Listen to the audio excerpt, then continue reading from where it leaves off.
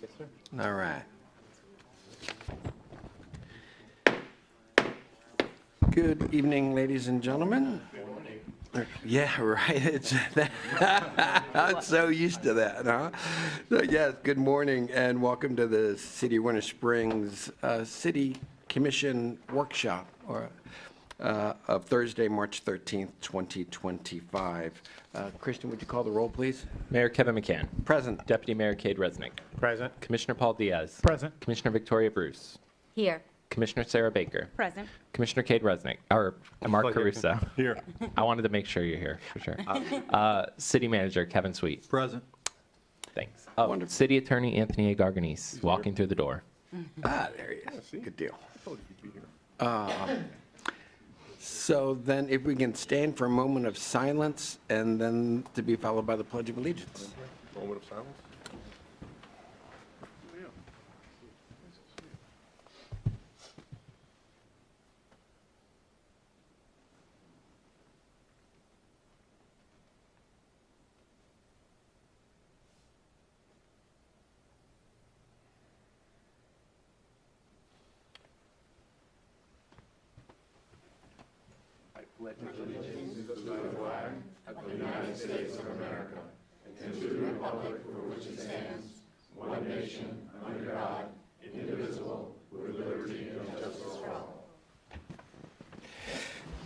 All right.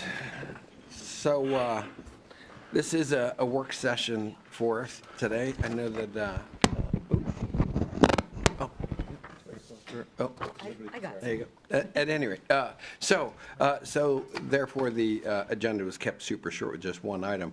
But just to be real clear, there was an omission for public input. And certainly since this is a work session and we're going to be doing lots of work and we're going to have a lot of conversations, it's my recommendation that why don't we go through everything and then open up the microphone for everybody unless the commission has other ideas. But as always, this commission has always been open to the public. So is that okay to you guys that we do public input at the end, or does someone have a different idea? Is that okay? So we'll get through the workload, let's hear everything, and then it's certainly let the residents, as we always have, let them share their thoughts and ideas of what they hear. Okay? All right. So with that being said, presentation on design and construction services for the east and west wastewater reclaim facilities. Clayton? Good morning, Mayor McCann, City Commissioners. I'm Cleet Saunier, your Utilities Director for the City of Winter Springs, and it's my great privilege to present to you an update on the engineering design and construction phase services associated with the east and west wastewater reclamation facilities. We're going to have a very robust presentation. It's going to cover everything from the existing facilities, their current condition, recently completed repairs, and then we'll jump into some planning considerations that were discussed 6 years ago, 2019. We'll go into a discussion about the Iron Bridge SNOC water option that was discussed at that time in a regional wastewater capacity. And then we'll discuss in more detail the status of the two new wastewater reclamation facilities. And we'll go over the design, the funding, the construction management options.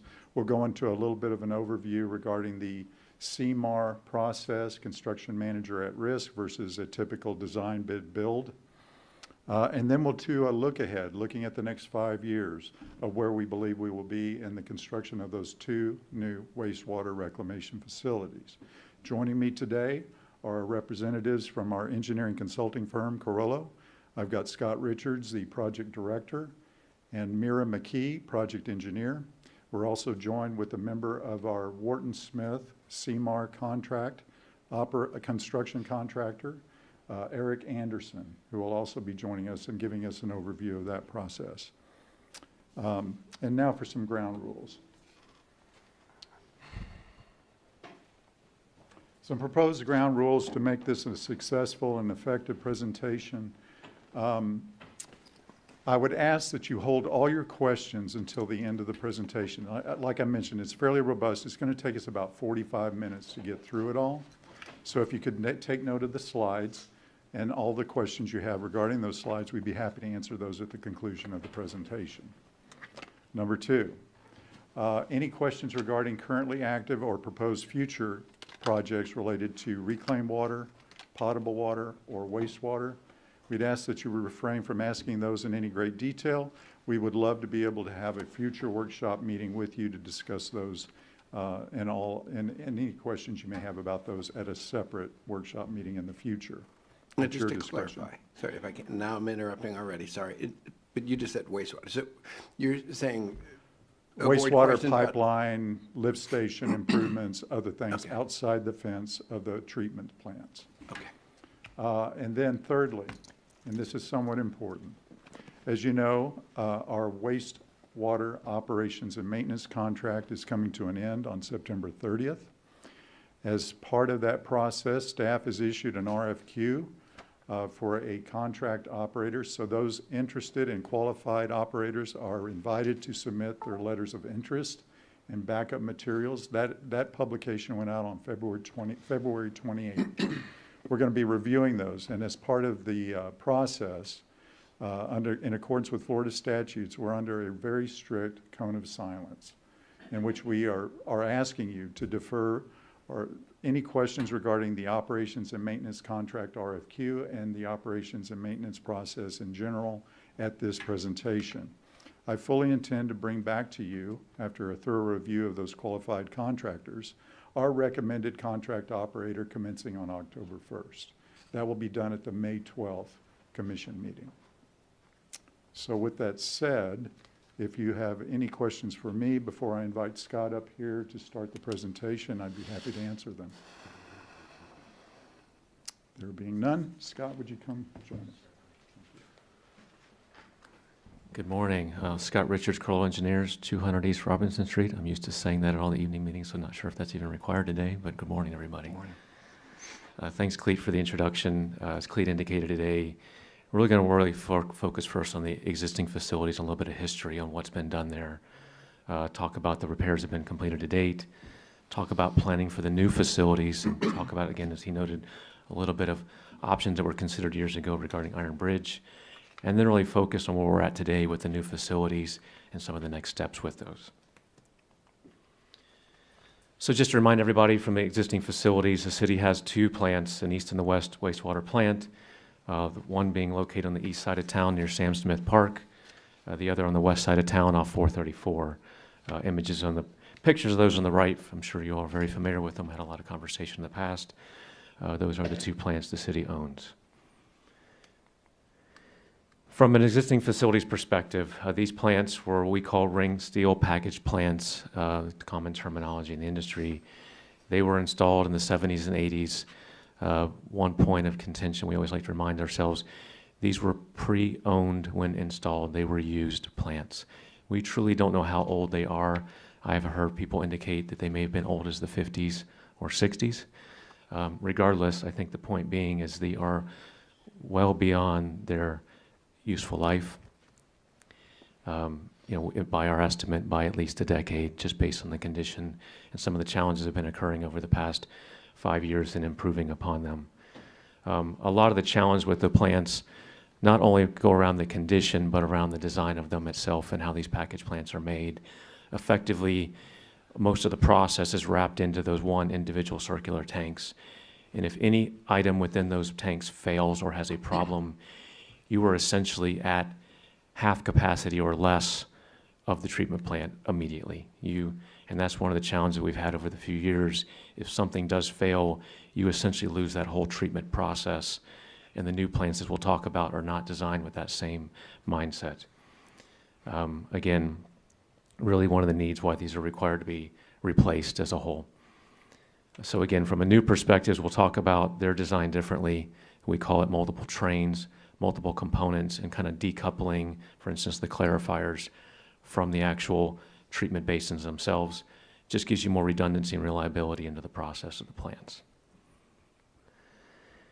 In 2019, approximately, the city embarked on some what we call priority repairs. These were looked at plant improvements, and really the goal at that time was short-term improvements to keep the plants alive and operational, but only for the near term. At the time, we even said, hey, this is like a 5-year look ahead. There may still be other repairs or challenges that may happen with them just because of the condition. This involved, frankly, a lot of welding. I think myself, we spent a lot of time down in the basins looking at areas, investigating improvements, safety and handrail improvements for the walkway just to keep operators safe. We did put new static screens at the beginning just to try to help to keep some of the coarse grit out of the plant that's taking away capacity. We did also voluntarily put additional filters at the west plant after the challenges from the west plant that occurred in 2020, 2021. But mainly focused on the basins themselves and putting new aerators in. But again, it was a limited approach. I know the city spent a couple $1 million on those components, but again, that was a short-term goal of keeping those plants basically alive. And again, other miscellaneous repairs that have occurred with those. You see one of the pictures on the right with some of the improvements that were done when those basins were down for service. Just to kind of segue for a minute, some of the discussions, we know there's been a lot of discussion over the years about Iron Bridge. And we've been asked several times about that, so we wanted to kind of back up and just kind of walk through some of the concepts that were looked at. This really goes back to 2019. There was a master plan completed by CPH, and that really touched on options, right? Do you replace both plants as they are? Do you merge the plants to a single location? Or do you consider pumping away off-site? So really, as we kind of reviewed that information and took kind of a broader look at the concept, really from my mind to simplify that look would really require 3 basic concepts, right? A, in the concept of going to Iron Bridge, you would have to get the wastewater there, right? That requires pump stations and pipeline. There's a couple options there we'll touch on. The second component is you've got to get an agreement in place and have be able to treat that wastewater. And then really the most important one, in my view, is getting reclaimed water back.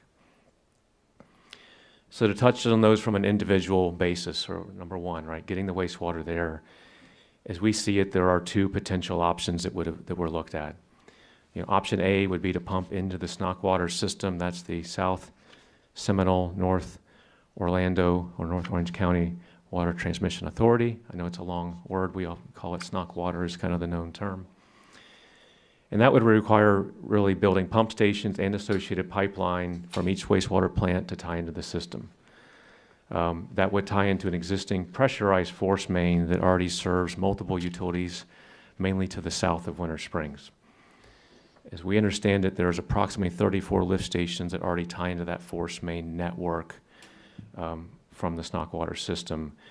The challenge is there's already limited hydraulic capacity in that system. And even from personal experience, some of the utilities that tie into that, especially during rainfall events, have challenges getting wastewater into that pipe because the pressure goes up immensely. And adding any extra flow to that would only increase that challenge, not only to the city, but to all the existing members that tie into that force main today. Especially with inflow and infiltration that occurs, not specific to Winter Springs, but other surrounding utilities in the area. There's been a history of challenges with that, and often an exceedance in the allotted capacity for the existing members in that force main. So that any addition in flow, as we see it, would further exacerbate the challenge of struggling to pump into that main, and frankly, not only put the city at risk, but put all the other members at risk for potential spills or overflows at those pump stations that pump into that main. Additionally, as we see it, the thought of tying in would require additional improvements, right? So if we were in theory going to tie in, not only the city, the members would either have to improve their lift stations and or add additional piping to overcome the high velocities that already exist in the main. We know some sections have exceeded 9.5 feet per second. May not mean much to you guys, but for us in the engineering world, that is about the upper limit of what you want to see in a pipeline to begin with.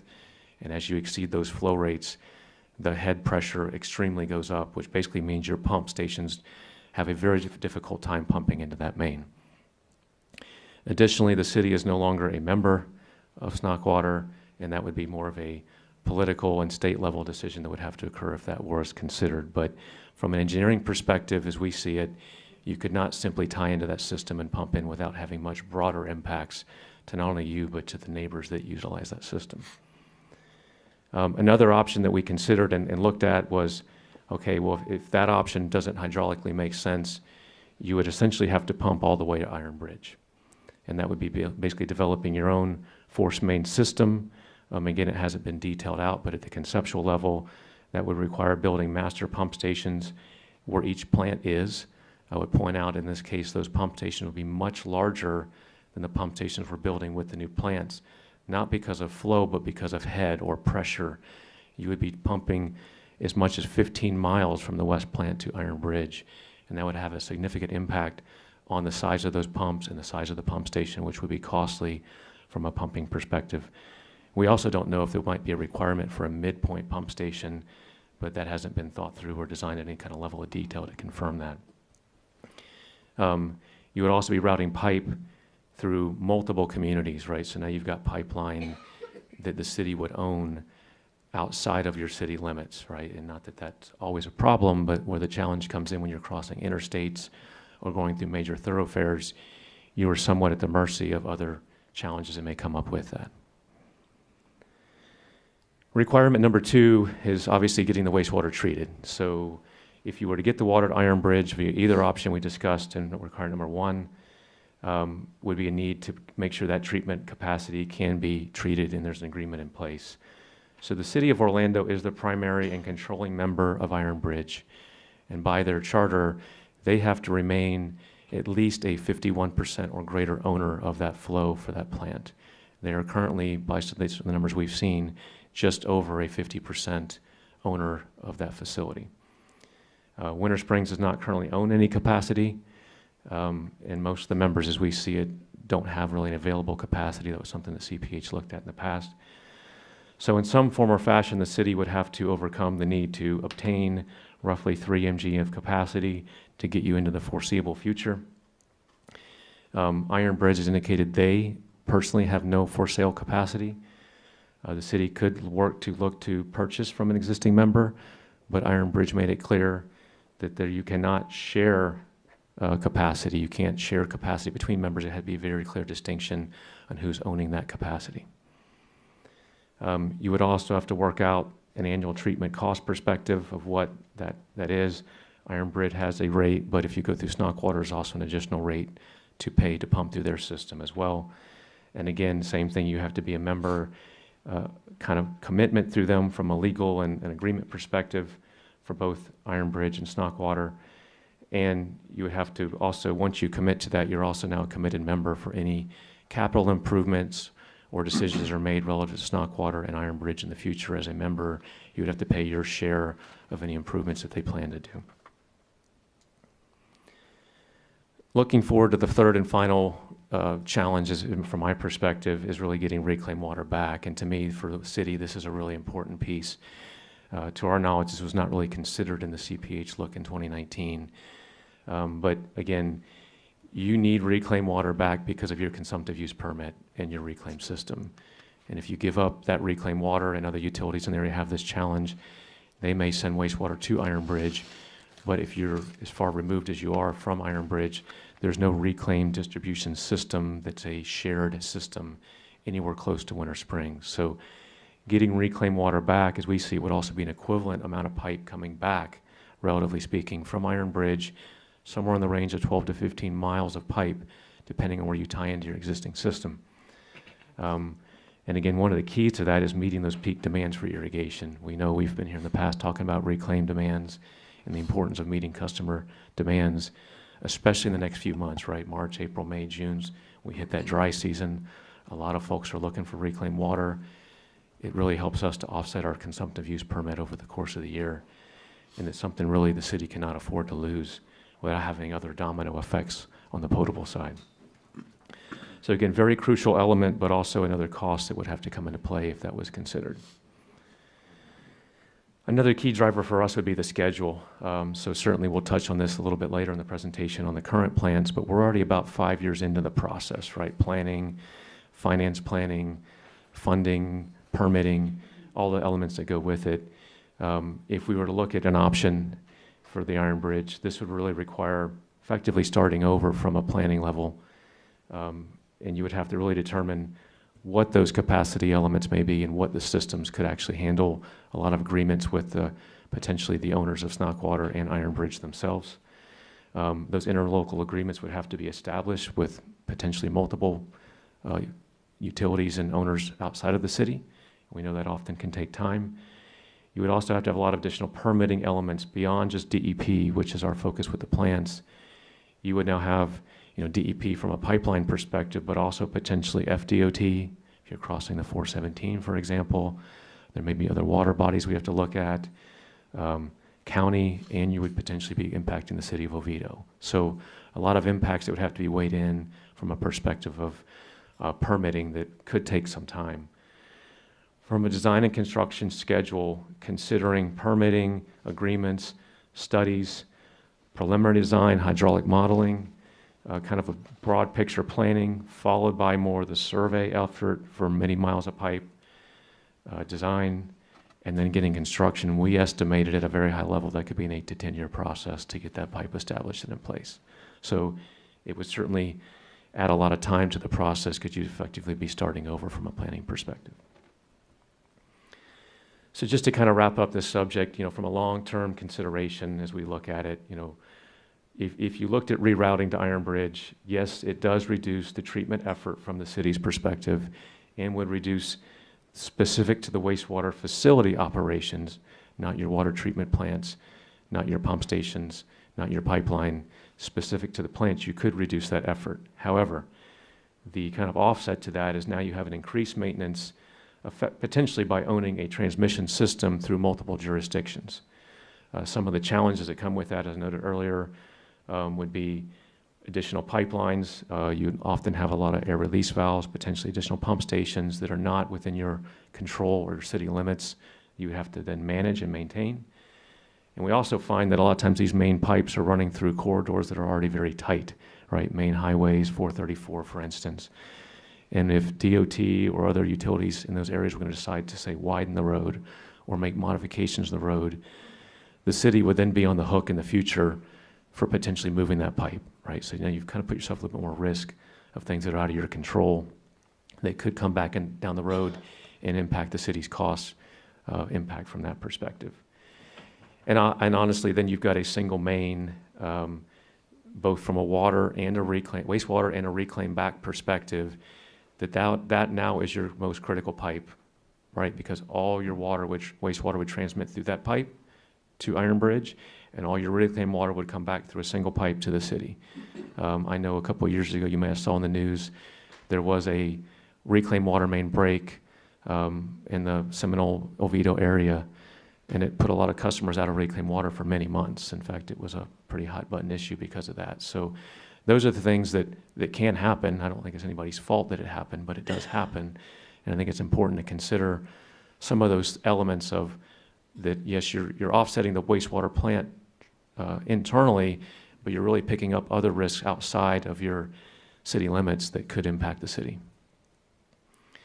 And certainly, that member commitment to any future capital improvement programs, with Iron Bridge and or Snoquwater, you're subject to any rates improvements that they increase their rates. I know the city's trying to establish your rates for your customers, so it makes it a little bit more hard to project what your rates need to be because you're now a committed member of their facilities, and any capital improvement programs that they so choose to do, you would be committed to that as a percentage of your flow to the plants. You're also committed to any other rate increases for treatment or costs that they may establish for their treatment elements. They would charge you based on that per 1,000 gallons rates. So at a high level, we've taken a high level look at it, trying to bring things up to today's dollars. I know the CPH report kind of showed in the past, not even considering the reclaim, that it was a better financial option to keep your plants and replace them. We've done some high level numbers looking at miles of pipe and potential impact, including pump stations along with treatment. And essentially it's twice the cost to go to Iron Bridge and bring reclaim back versus replacing the plants.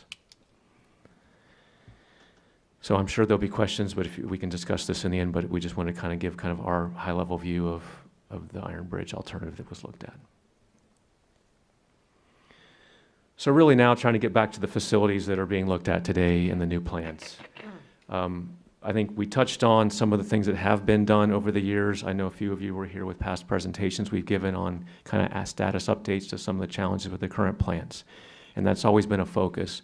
But what I want to make sure that we reiterate is, as far back as 2021, we were already planning for new plants, and the city was planning for new plants. And Mira's going to touch a little bit more on that. But I think it's important to know that a lot of documents have been established to kind of set us on the path forward for these new facilities. Hey, everybody. So as Scott touched on, the planning for these new facilities really began back in 2021, and that came with Kimley Horn's master plan and Carollo's conceptual design reports. And these were also ongoing with the priority repairs that we touched on in the previous slides. So while we were repairing the plants, we were also planning for the new facilities. So Kimley Horn's master plan evaluated and addressed the overall wastewater system and also addressed funding needs associated with those overall system needs. And they also analyzed the needs for the new wastewater facilities at both the east and the west wastewater plants. Carollo's conceptual design reports evaluated all the treatment technologies and ultimately provided the alternatives that we needed to apply for funding at the state level. So both the master plan and the conceptual design report basically served as our permitting documents that we needed to apply for funding. And the CDRs also helped evaluate planning level budgets that the city used and baked into their rate analysis for their utility rates as well. So here we have a historical schedule that takes us through the steps that really brought us here today. And to me, it also emphasizes that for a project of this scale and nature, you don't simply start breaking ground and turning soil the second that a contract is awarded. There are a number of milestones and marks that you have to hit to really ensure that you're planning properly, have the appropriate funding and permits required, and really have the tools in place to come up with a proper design for this project. So, as discussed in the last slide, the master plan and conceptual design reports kicked off in 2021, and those were finalized in 2022. The commission actually approved the resolution to adopt the master plan and the 2 conceptual design reports in May of 2022. And these documents ultimately, as mentioned, served as what we used to submit on our design loan to secure our funding for SRF. And that was also done in the summer of 2022. In parallel, while we were completing those activities, the city also completed their own revenue sufficiency analysis. And this was done to ensure that the city could properly fund this project and pay back the required loans at the required times. In December of 2023, as you can see in that long gray bar in the middle, the commission adopted the ordinance to amend the city's water, wastewater, and reclaimed water fees. Towards the end of 2023 as well, the city advertised an RFQ for this project to select an engineer to do the design and construction services. And the design engineer, Carollo, we were selected at a commission meeting at the end of 2023.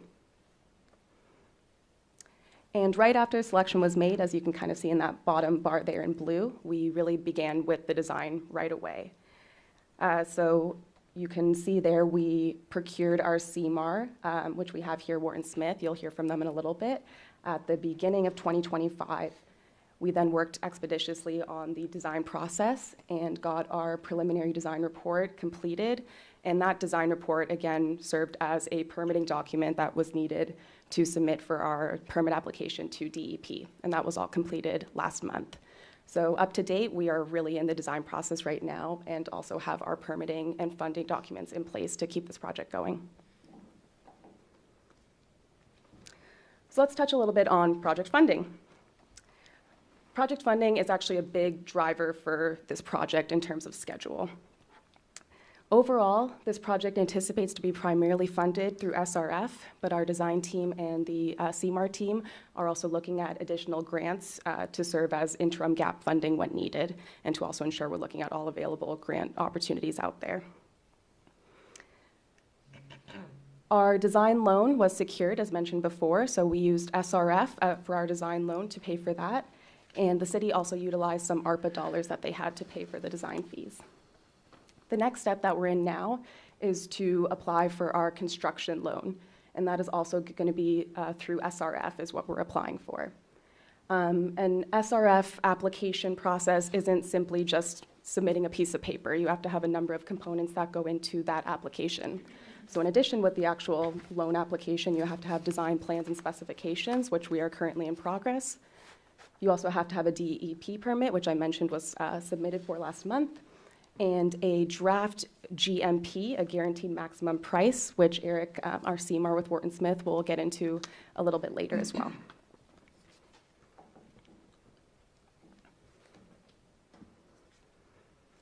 Okay, so now that we've talked about a lot of other project components, let's get into a little bit of the design.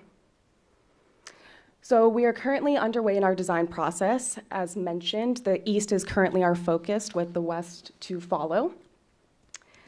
Our east preliminary design is finalized. As mentioned, we use that to apply for our DEP construction permit. And although it's called preliminary design, we look at all aspects of the project. It's quite a cumbersome process, and we've had multiple site visits, both with the design team and the CMAR, and of course our city personnel as well. And this includes multiple facets that we've looked at, including site inspections and data gathering to make sure we have the proper flows and loads to design these plants. We've completed civil and site evaluations with survey, process calculations, hydraulic profiles, sizing of basins, and site layout to really, one priority for us is to really minimize wetland impacts. So we brought our environmental evaluation, our environmental sub as well on board with that, so working with them to make sure we're minimizing those impacts. We've also had geotech, preliminary electrical and architectural analysis, so really looked at holistically this entire project. So although it's called preliminary design, it's quite an intense design process, and we're moving forward expeditiously with that. Okay, so now we have a current site layout from an aerial view. Probably looks a little confusing, just a bunch of circles and squares. Scott's going to get into it a little bit of walking through the process and what some of those symbology means. But I think some key elements to take away from here are that we are really master planning this site. So we're looking to provide the city with what they need for today, but also plan for the future and any growth and anticipated growth in the future. And additionally, phasing is going to be a key to this project because since we will be constructing on site, we want to make sure that we're keeping the old plant, existing plant in great condition, current operability, while also designing the new plant adjacent to that. So we'll have to have a lot of key construction phasing, which is a great aspect of having our CMAR on board at this time. We can really work with them to ensure that we're not minimizing disruptions to the existing process and that operations team while we construct our new facilities. So I'll pass it back over to Scott, who will give a little bit more information on that. Thanks, Mira. So I know this is difficult to see, so we kind of tried to do some highlighting on the next slides, really just to give a more visual of what's happening. So many are familiar with the site on the lower right is towards the entrance of the road, and as Mira noted, the goal is really to try to minimize impact to the current plant, right? We know it's not just the above ground structures, it's pipes below ground. When you start digging on a site in the middle of an existing plant, you put yourself at a lot of risk and run into a lot of conflicts, especially for a plant of this age and condition. So what we've looked at now is actually shifting the plant up, the new plant basically up parallel to the existing reject storage pond and basically being just alongside that. That gives us area to work within. Some of you may notice from some of the past concepts that we laid out, initially we had it shifted a little bit further down and right, but that corridor there is actually wetlands. So we were able to determine that some of the corridor on the back left is not wetlands, so it gives us a little bit more room to work and try to minimize impact to any wetlands that exist on the plant site. What we've shown here is kind of just, we'll go through it slide by slide, is kind of boxing in, as Mira noted. When we say present, we mean what is presently being planned to be constructed. So the blue shaded areas will actually be built today as part of the new plants, and that gives you a flow capacity for now and into the foreseeable future, right, as far as what we know from growth that may happen in the city. Now, if additional growth were to occur, there are other future elements, sorry, I went too far there. There are other future elements that could be added, and that is basically being planned into the site design. So you don't have to come back later and completely redesign the site, move structures, or start over. you're essentially building, again, this today and leaving room for extra components. So what we're looking at, just so you know, from the far upper left of the page, I'll point on the screen, this would be the master lift station, which would be near the current lift station that we would improve on for the site. All that flow would go into a headworks component here, flow through, which essentially 3 trains, as we call them. Those are the process basins. That flow would actually go out through 2 clarifiers, whereas the current plant, that clarifier is built into the center of that round tank. They would actually be separate elements. And what that does is gives us flexibility that if the city needs to service one clarifier or service one of these basins, you effectively don't lose any treatment capacity as the plant was designed for. Whereas today, if you lose one of these elements, it puts this whole structure out and effectively puts you at half your potential capacity for treatment. So the site would be laid out with this in mind. This is what we would look to build today through the process, and then again, leaving room for the future. I will note that we're looking at potentially down here near the current sludge facility, additional storage volume for sludge holding, and likely build a new administration building somewhere in the area of the existing structures. But we would not do this until this is done and in service. So what we're trying to really do is build here, not impact this during construction. Then once this is done and we demo these structures, we can then turn this into parking and storage area and other components as needed by the city. So again, these elements here would not be constructed, will be planned in the design, so they could, if needed in the future, be constructed. And just to touch on effectively what remains is the existing ground reclaimed storage tank and the existing reject pond holding, which is of sufficient volume. And I do have a summary of that at the end if there's questions related to that. So next I wanted to introduce Eric Anderson. He's a CMAR with Wharton Smith, and we mean CMAR, we mean Construction Manager at Risk, effectively the contractor. And we really had kind of recommended this process with the city early on because time was a key value in pushing the schedule forward. And really that's one of the values that CMAR brings, is allow us to get a contractor on board today. Or in a typical scenario, we wouldn't have a contractor on board for potentially another year, right? So that allows us to kind of make some early decisions and work with them. Some of the keys related to that is the funding schedule, and based on SRF loan disbursements every year, that helps. We need to kind of line the schedule of construction up to meet that potential loan schedule.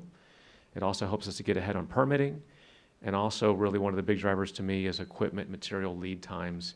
Allows us to make early decisions to pre-order certain equipment that may have a long lead time, like generators, for better words, that can take upwards of a year or more, even today, to get our hands on. We can make early decisions to get that stuff ordered. So with that, I'll let Eric touch through the CMAR process. Thanks, Scott. Good morning. Yeah, so as Scott outlined, you guys have chosen to use the Construction Manager at Risk process. It is different than a traditional design bid build. I'm going to just kind of touch on a couple of the highlights of that, but you know, a lot of the same concepts apply. You guys still have 2 contracts, one with us and one with Carollo, and you guys have full control over that design. And it is completely allowed with all of the available funding sources that you have at your disposal. So there's a couple kind of highlights that I'd like to touch on as far as the differences between CMAR and design bid build. The first of being cost. From a traditional hard bid, design bid build project, what you'll find is you find out what the price is on bid day. The design is complete, it goes out for a hard bid, you're gonna get one number back from your contractor, and that's when you're gonna find out how much the project really costs. What the CMAR process allows us to do is work on estimating during the design phase. So every design milestone, we're gonna be presenting you guys with a cost estimate. That allows us to make some of these critical decisions. Scott talked about, items we're going to reuse in the plant versus not reuse, and we can look at each one of those components individually and make the best decision for the city. It also allows us to be a participant in your design reviews. That's going to be from the constructability standpoint, and very importantly, something we refer to as MOPO, which is maintenance of plant operations. It's very critical that we maintain the plant online at all times, and we provide a lot of input that allows us to make sure that what we're planning on building allows us to maintain that process. And importantly, when we go to put the new plant online, how are we going to do that without disrupting service? It also allows us to have our finger on the pulse of quality. We get the ability to be more selective with some of our subcontract partners and our supplier partners. And those are all decisions we get to make together. And then lastly, we're going to touch on schedule. Apparently I broke it, Scott. I don't know who's got the, yeah, sorry about that. So from a schedule standpoint, your traditional, this is just an example schedule. This is not the schedule for your project. But what it does is it allows us to get involved in the project much earlier. And if you look at the bottom, what's really important is that blue, those darker blue bars. The design process is still finishing up as we're into bidding the project out and even into construction. The key, one of the big key items is the early procurement. Scott mentioned, but there's items such as the main electrical switch gear that goes into this plant that could have a 1.5 year lead time. So if we don't get started on ordering that material now, we're going to be at the back end of the project waiting for, waiting for that material to show up. It also does help because by bringing the new plant online sooner, of course, we're able to reduce your overall operational costs from the old plant. And it also reduces our time on site, which reduces the costs of having the work going on. We can get the next slide. So talking about cost, how are we going to build the cost for this project? What Scott mentioned is we're going to do a guaranteed maximum price process. So the first one you're going to see is a draft guaranteed maximum price. This is what we would call an estimated guaranteed maximum price, and this is what we're going to use to obtain the SRF loan. Then the final GMP is going to be where you guys are authorizing the final costs on the project. And the beauty here is instead of just getting one number, one lump sum, it's going to cost X number of dollars, you guys get to see every single component that goes into this project. Every subcontract bid, every supplier bid. We're going to bring it all together in an open book process. Additionally, you're going to get to see open book exactly how much my general conditions costs are, the cost for insurance, everything on the project. And we're also going to address probably what one of your main questions for me would be is how do we manage the risk on the project? We've got tariffs going on right now. There's supply chain issues, and we do that through the use of a risk register, which we'll thoroughly work with your team on and then present to you when we do the final GMP. Next slide. And now I'll turn it back over to Scott. All right, Matt, I may have to say next slide when we need, but you're okay for now. As we look ahead, and really this one slide is focused on the East plant because that's our near-term goal, and the East has been the priority. We're looking, again, we're in early 2025. Our goal now, again, the permit is, Mira noted the permit has been applied for, and that's a key part of the SRF process. So our goal, and what we're working quickly through the design now, is to get to an SRF funding application by June. And what that does is put you in the first quarter application for the fiscal year, which would be basically an October 1 funding approval for SRF. And that's a key for us right now as our focus. And again, this is specific to the East plant. We've had several meetings and discussions with SRF and communicating with them, and that's through DEP, to be clear, that they understand the process and what we're targeting right now. So that's the current goal and the push that we're working towards. As we get towards later in the year, again, with SRF funding approval October 1, the city, they can then really move forward, wrapping up any design details and kind of finalizing that GMP number with Wharton Smith to make sure that we have an agreement on cost and plans forward for the East plant. With that funding in place and that, then we can begin to procure equipment, right? So as Eric touched on some of those long lead time equipments, funding's in place, we can start ordering equipment potentially in the fourth quarter of this year. And then again, we left a long bar, but that equipment lead time varies based on components. But again, those first few months, we'd really be getting most of that key equipment on order Once the essential stuff starts to come in, we look to break ground at the plant. Again, we could argue we could break ground sooner, but Wharton Smith's got to look at a schedule and timeline that it may not make sense at a certain point to break ground if those critical path equipment components aren't going to make it till a certain time. So those details have to be worked out once those equipment is procured. So we're looking at a schedule, we think total construction about over a 2-year period puts us at approximately a 2028, mid-28 completion of the east plant. And if we go to the next slide, we wanted to kind of add in what we think the west plant looks like. And we know there's a lot of things up in the air that could impact this. But again, our current goal right now is really driven based on funding schedule, right? So at least 2 years, if not more, 2.5 years, I would say, worth of funding to get through the east plant. So we're looking at potentially applying for funding for the west plant in 2027, right, based on the SRF process. So with that schedule, we would aim to begin design. Again, our focus right now is the east plant. We would look to start design process on the west later this year and move through that process. Again, the same kind of schedule that we're working on to get to a funding goal.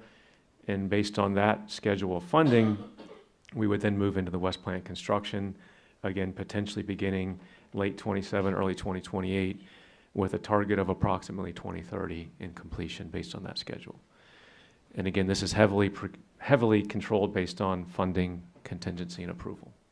So, but that's what we're looking at today, and certainly want to keep you all updated as that changes, or if any changes do occur to that schedule. We know there's a lot of moving parts, but we feel like right now the east is our priority, and I think we've touched on reasons why in the past the east has been the priority, but I'm happy to answer questions about that later if there's any clarity we need to give for the new commission members in particular. All right, and with that wraps up our updates. We'll be happy to, once we follow through the process, to come back and take more questions if needed. So. Okay, so we do want to this is supposed to be just a work session, and we can keep it somewhat casual. However, can we all agree maybe we'll just rotate it? Shall we just let each commissioner ask 2 questions, and we'll move on to the next? And then we'll circle back around for as long as it takes? Okay. Who would like to go first for the first couple questions? Commissioner. Scott, correct me if I'm wrong, but I think I heard you say it would take 8 to 10 years to pipe to Iron Bridge. Is that correct? Yes. And how would we do that? How would we pipe to Iron Bridge? The route would need to be determined. Okay. Right? At this point, it's but I high level. mean, specifically, would we tear up roads? Would we do something like that? What would we do? It would be a lot of impact, and it could be, you may be talking about methods of construction, which I think is too early to predict because we don't know the route. Now, I would just say from my past experience, that would likely be a combination of open cut, directional drilling, jack and boring, and those are different methods of getting under existing roadways. Either way, you're going to have significant impact. For instance, if you went into the 417, for example, DOT would probably require you, and in fact, they most likely would, based on me being a past DOT reviewer many moons ago, what they call a jack and bore, right? So that's basically, you're not going to impact the road, you're not going to put the road at risk. They're going to require essentially a casing to go under the entire interstate. And then you're going to put your pipe through that casing, with the idea being, if your pipe were to fail, you have another pipe outside of it to prevent it from washing the roadway out above it, right? Railroads, major highways are typically going to require that. There's other intersection crossings that maybe don't require that. You may do a directional drill. The city's done those in the past on the reclaim main. It can certainly be less impactful. The drill itself costs more, but maybe you minimize some of the impacts to the roadway, but you still have points where you're coming up and down, right, as you go through the route. Certainly some of the challenges with that from the city long term, when you do a drill, is you have pipe that's shallow, then deep, and shallow, then deep. The deep pipe, you're frankly never going to get to it if you need to maintain it, or if there's a problem, you have to basically drill another pipe. And the shallow areas, because it's a force main, you're going to have to put air release valves at every one of those high spots. Common challenge with wastewater, we've got to make sure we keep the air out of the pipe, and that becomes an additional maintenance item along that route that you have to handle. But again, to your point, I think it's too early for us to say what that methods would be. It would likely be a combination of multiple methods depending on the route that's picked. We typically would look at open cut if there's less congestion, an easement that maybe has some room along the side of the road, if we can open cut through the grass and save some money, that's what you're going to look at. If you're in a more congested area, you may look to drill, multiple routes. But again, that still has challenges that come with it, and sometimes those costs can balance out, outweigh each other of restoration costs with an open cut versus the drill being a higher cost to begin with. So what's known as directional boring would be most of the process, I would say. Potentially. Yeah. Yeah, I mean, it's hard to say, but I think that would definitely be a significant component of the process. Right. So as we're piped in to Iron Bridge, what environmental impacts would we have if Iron Bridge was to have a spill? What would the DEP put a consent order on us for? Well, I think I'll kind of answer that twofold. If Iron Bridge were to have a spill at the plant, that's on Iron Bridge. Oh, so we wouldn't have to worry about spills. That one, yes. Now, the challenge comes in if you had a spill anywhere along your pipeline into Iron Bridge, that's on the city. Even if a fiber driller in another city drilled through that pipe, that's a risk. I would say the ARVs is also a common headache. They exist everywhere. We all love to hate them, but they're a necessary evil. Air release valves, right? So when you've got force mains, especially anywhere you have a high spot, you need to get that air out of the pipe because that air is effectively taking up hydraulic capacity. And one of the challenges with wastewater is it off-gases as it travels through the pipe. So you effectively will lose volume of the pipe, and then your pump stations pump less and less over time until that pipe is basically airlocked and it can't pump through the pipe. So maintaining those ARVs is critical. I would also say from just personal experience, you would have a lift station or at least two master lift stations that would pump into that theoretical main. That main is now, you're pumping against someone else's pressure, for better words, right? So not only is it your flow and your challenges in I&I and things that may exist, it's everyone else's flow that comes into it. I've been at a plant just south of here about 8 years ago that had that. A lot of these utilities have been upgrading their pump station sized into that main because as the velocity increases over time, more flow going in, you're kind of fighting against yourself with pressure, so everyone's increasing their pumps. So as that happens, whoever's got the biggest pumps is who wins, right? And everyone else is short. Someone's going to spill at some point, right? If you have a challenge or rainfall or hurricane event, if you can't get into that main, you now have a spill at the plant because of the pump station can't get into the main. So it's a different risk, I would say. So part of my second question, Mayor, and then I'll let someone else take over. So the lift stations from here to Iron Bridge, we would be responsible for them. What do you think, in your opinion, the risk factor would be and the amount of spillage would be compared to a big a pretty wastewater facility that, we want to build? So there's two angles there, and I appreciate the question. I think from a pure hydraulics perspective, there's more risk in pumping into that main against other entities into that main in high flow events, right? Especially rainfall events. Your pump station backs up, it can't get into the main. I've literally stood at a pump station that pumps into stock water, and the operator's saying, this station's not pumping down, thinking there's a problem with their station when there was nothing wrong. It's just competing against a lot of high flow, right? So that is definitely a risk from that perspective. From the plant perspective, I would say, in my mind, the hydraulic limitation, especially with the new plants, of spilling is very low, right? Because we're only lifting the wastewater effectively 25 feet into the headworks, and then it's all gravity flow through the plant, right? So it's not just going to top over the walls because the hydraulics have been sized for that. Now, I think to your point, where maybe the concern comes in, is the plant treatment process, right? When a lot of time we've had past spills at the plant, it's because the process and the treatment process is not performing. So I certainly understand the concern for the plants we have today, and I cannot stand here and tell you that risk does still not exist today. Right. Now, with the new plants and more reliable processes and a plant that can actually do its job and perform, I would say that risk is way less with the new plants versus what you have today. Well, my concern with the new plants, let's say, our old plants are, 60s and 70s, maybe 80s. What happens 20 years from now or 15 years from now, you know, if we have a spill like we had yesterday, you know, how much is it going to go on? How many years are we going to have to deal with spills, deal with consent orders with plants versus connecting to Iron Bridge? Right. And I would say that, again, I can kind of separate the issue. A lot of the spills, including the one I think you noted, are happening in the collection system, right?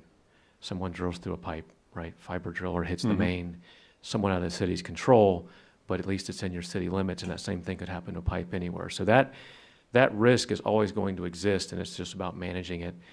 If a lift station fails, right, those challenges are hard to control, but we're trying to get ahead of those with lift station reliability, and that's kind of a whole separate subject. I think within the plant process, again, I would still say that we would be much more confident in the plant process that you're not going to have out-of-compliant water, right? And I think that's the challenges coming today when the current plants are getting hydraulically overwhelmed. They cannot maintain the quality of water that they're supposed to meet effluent reclaim criteria. Then you're going to a recheck pond, and you're eventually running out of capacity. That's the challenges we're seeing at the plants today. And to me, just like every other wastewater plant that exists in the area, if you've got a reliable plant that is built for that potential need with some level of redundancy that frankly is not in today's plants, that will be a rare situation. Mayor, if someone else has questions. Okay. Folks? I'll grab two. Scott, thank you. To piggyback off what Commissioner was just asking, so I'm going to paraphrase you if I may. He says 20 years from now we build this. What's to say we're not in the same place? And you kind of were talking about it, but can you kind of dig into that? What is to say we're not going to be in the Yeah, and I apologize, I didn't fully answer that question. I think I got distracted with the other issue.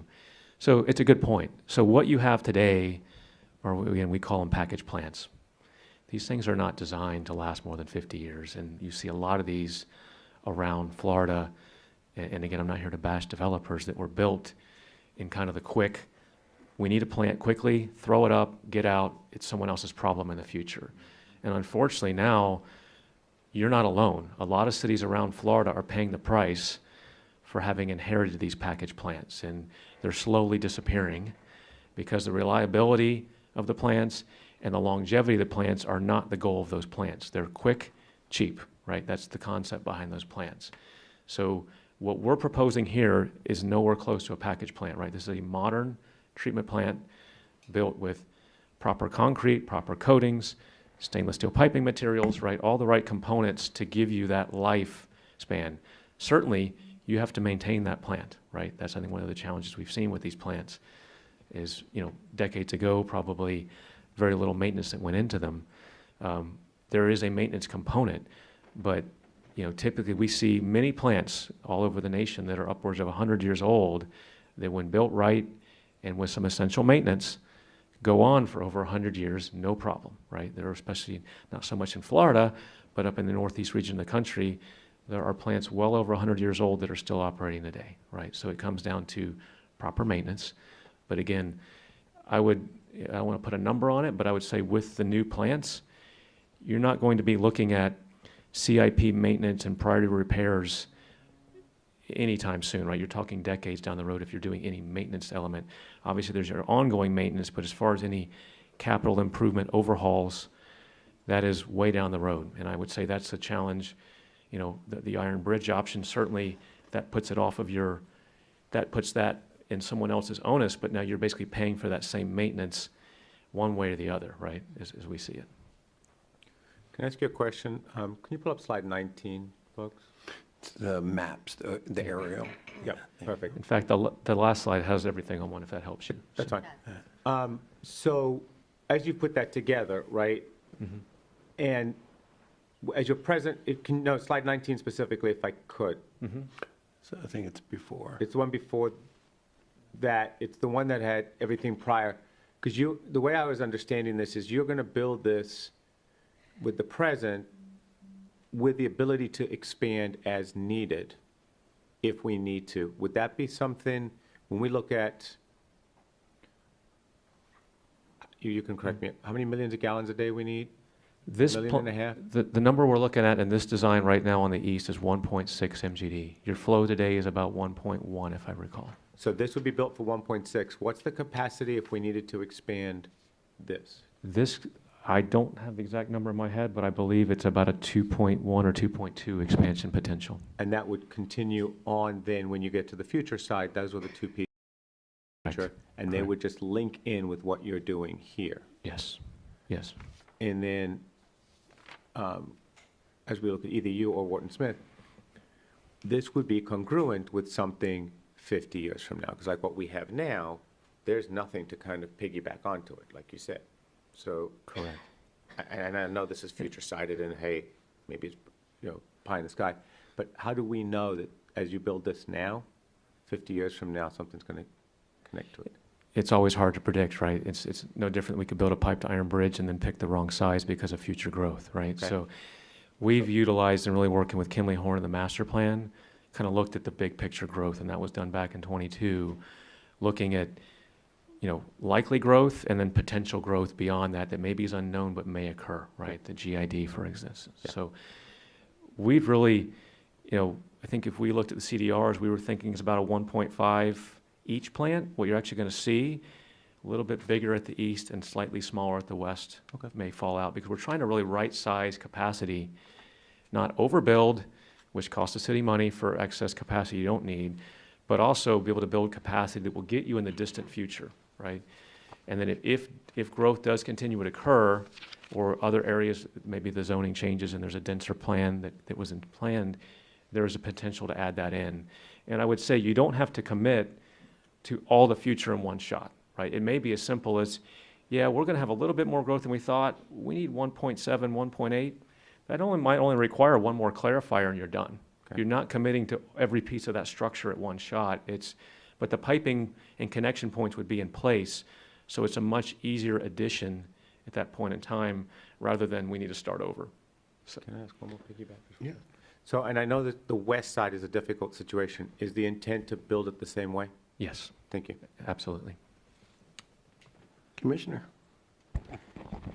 Is there a site plan like this for the west? Not to this level. We have the drafts from the CDRs, kind of laid out structures, but we have not detailed to the west of this level. That is the plan, I'll say 6 months from now to really get into the details of the west plan. And the goal was we set the scope when we were here, a year ago, was really to lay out very similar plants, right? They might be slightly different in size, but the goal is to use very common structures, right? As much as we can have common equipment, common size pumps, common size clarifiers, the goal is to try to get the city in a position where you don't need extra spare parts, right? If something happens here, you've got the ability to utilize that part at this other plant to the extent possible, right? Trying to minimize the effort between the two facilities for the long term. And regarding the west plant, how confident do you feel that we can do all this on site without acquiring new land? That's a big picture discussion. I know it's come up before. Certainly it's an option, right? It can fit on the current site.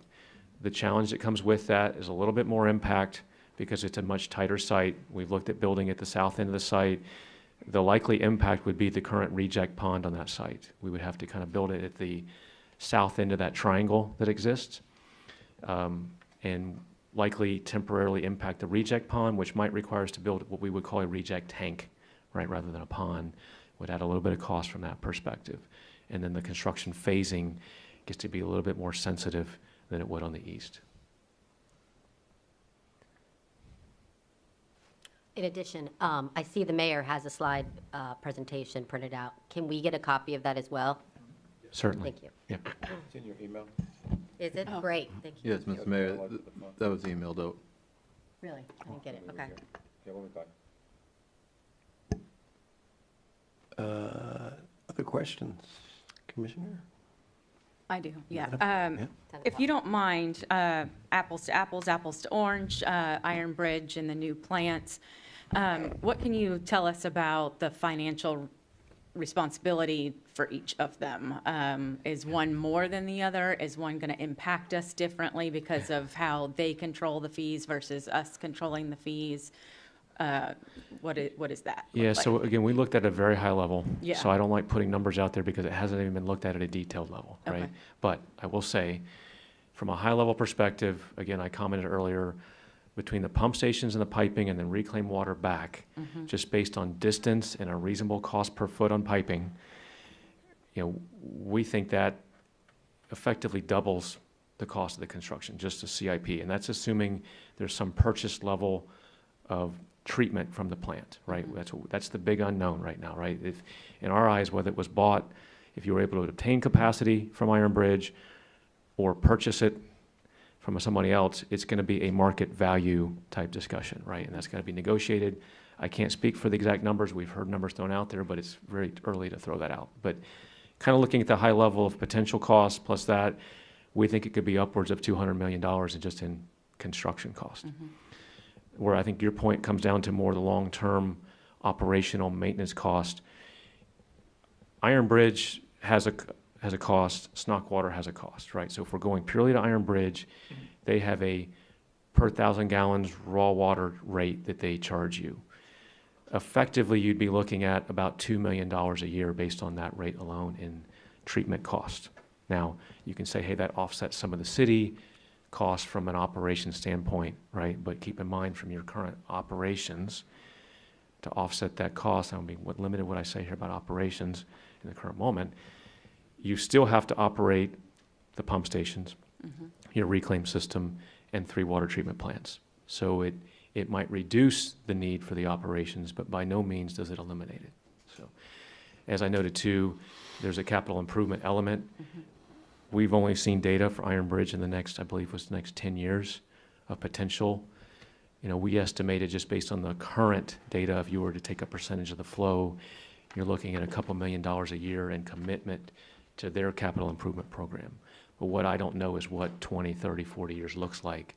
But if we were to project that out, that would seem, not terribly out of line, but at the same time, a sooner commitment for the city to commit to a capital improvement upgrades of that plant versus your own plant, where if you were to build a new plant here today, as I touched on, you would have maintenance, but you wouldn't be embarking in large capital improvement expansions or modifications to the plant or rehab of the plant, for a long time into the future.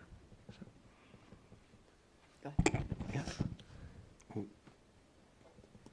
So the current municipalities that are connected to Iron Bridge, or this other one that you talked about that I didn't know about, what's the acronym? Snockwater? Snockwater. Sorry, I don't Yes. properly say it. I think it's WATA, but yes. Yeah. Okay. So the current municipalities that are connected to these two, if there are CIP upgrade for the expansions, those municipalities are on the hook for that? Correct. They share any plant modifications. Now, the expansion's a different topic, right? Because any expansion would go on the hook of the person that needs the expansion, right? And that's something that has to be negotiated with them. But they, in my, again, purely engineering view, if there was an expansion to occur, they're going to charge you the cost of the expansion, which is not a whole lot different than building a new plant, right? It's constructing a plant. Frankly, whether Wharton Smith were building the plant here or there, it's still going to cost. Now, maybe there is some efficiency that they already have some larger pieces of the plant in place, but again, it's still an expansion. The other thing I wanted to touch on earlier, it's sensitive, is Iron Bridge by rule has to maintain 51%, and they just manage that today. So if there was in theory an expansion at Iron Bridge of say 3 MGD, they would also need to build 3 MGD for themselves just to maintain that 51% ownership by quantity. So, and there's other topics that occur there, but just from a pure expansion at Iron Bridge perspective, that's a slippery slope that I don't have detail on, to be honest.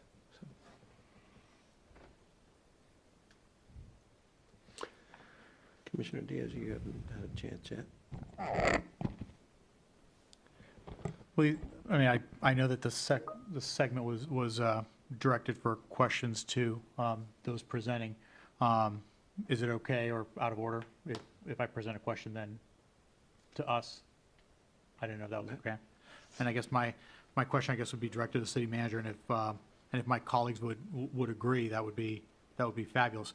I was thinking of what the estimated cost for this workshop is. I mean, assuming 3 hours. Looking at salaries, I mean, we obviously have, city attorney on retainer, we have city manager, utilities director, finance director's here, we have city clerk, operations is here, the PIO, IT staff that had to put this all together, other employees that are present as well. We've got contractors, they've got billable hours to be here. They had to present and prepare for this meeting, so easy estimate, probably 12 hours worth of prep time to get here to be able to put together the presentations. I just wanted to see if the city could kind of give us a good rough idea of what 3 hours of a meeting like this costs the taxpayers. I'm estimating on my end $37,066 at roughly about $12,355 an hour. But I wanted to see how close I was, so that way I could tweak my, formulas. Is that okay? Yeah, if you could take a shot at it, if being surprised like that, if you want to take a shot at it. And we don't have to have Mr. the number Sweet. today. It's just a matter of, if it's okay that the city actually come up with what the impact is of a meeting like this to the taxpayer, just so we have an idea of cost per hour, what it is to run, a workshop. I would say that the cost of not having a meeting and not informing our residents and not informing the commission so we can make educated assumptions would be far more when we're talking about in the ballpark of $100 million in expenditures, that we don't have a meeting like this and not inform our residents and not inform the dais would be far higher than anything that we spent. But And I Commissioner- appreciate your point, and those are opportunity costs, and those have other, other costs as well, but I'm not discussing opportunity costs, I'm just looking at the dollars and cents of what it costs to run a meeting like this, because we've had this conversation before on other situations as to what meetings cost. I'm just curious to see what the meeting costs, that's really all it is. Okay, Mr. Sweet, are you comfortable taking a shot at it, or do you want an answer to something like that? Yeah, I mean, we can take a shot at it. I mean, coming up with theoretical numbers, right? I mean, we're here during the workday, so everybody that's here is on a salary. So there's no impact there. Our consultants, many of which are already on contract retainer to provide public updates as part of their requirement, as part of their contract. So, some of those billable hours don't exist because they're wrapped into a lump sum contract to specific for this purpose, to provide public updates and public presentations. So, dollar-wise, it's not going to be what our actual true costs are, but we come up with a figure on what people's time is in general. I think there's a million things all of us have on our schedule every day, so we're taking away from that, and some of that can't be quantified. But I think the impact of running a day meeting where the building is open and during regular operations is fairly minimal. Other questions? But there is a cost to having it, it's not free. Okay, and it is being billed and what have you, whether it's in cost for salary or not, because obviously 6 of us have a stipend that we receive per year. Obviously that's going to get paid whether we have the workshop or not, for example. But there is a cost to these meetings, correct? It's not free. Correct. Okay. Other questions? Yes. Okay, let me get my brain right again. You mentioned the number 200 million. What was that number for? That's a high-level look at costs for pump stations, pipeline to the plant, reclaim water back. So And- you're talking Iron Bridge? Correct. Okay. Yep. So I know the name Robert Reese has been thrown around, and I've heard that name, and I'd like to see maybe if we can get his opinion, if you are aware of him, or I could reach out to him and we can try to get some more accurate numbers. I have a meeting next month with Snockwater. I plan to get more numbers there about costs. And piggybacking off of Commissioner Baker, I actually do know some costs from surrounding cities that I had meetings with. And I can tell you those numbers are far, far much lower than the number that you had just put out as monthly or yearly cost to Iron Bridge, including capital improvements. If anyone would like to know those numbers, I can tell you what they are because I've gotten those official numbers officially from surrounding cities without mentioning the cities or the people I've spoken to, if you'd care to know. Please. Yeah. So, one number that was given to me was their monthly cost. So, comparison to us, this city has more millage or more millions per gallon, than we do. So they're roughly 106,000 a month. That's just their monthly cost. So if you compare that to ours with, we have Veolia, of course. So we're spending approximately 300,000 a month. Am I correct on that number? It's pretty accurate. I don't think anyone would. I would strongly disagree. I mean, I'd like to tear that apart. 3.6 million a year? But it's okay. Finish and then I'll Okay. kind of, Yeah. So that number itself, as we see, and I've proven, is significantly lower as a monthly expense. And the same, different city or even the same city, their capital improvement costs over a 10-year period were just at $13 million. So those two numbers alone are the biggest numbers that we would have to pay yearly or, through 10 years.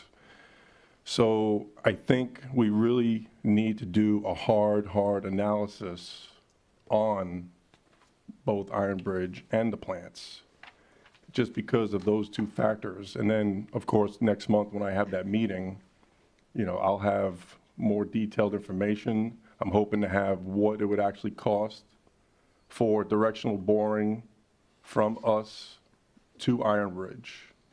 And I'm confident that those numbers are gonna show that it would be significantly better on the residents and the taxpayers. okay. Can I respond? Sure. Okay.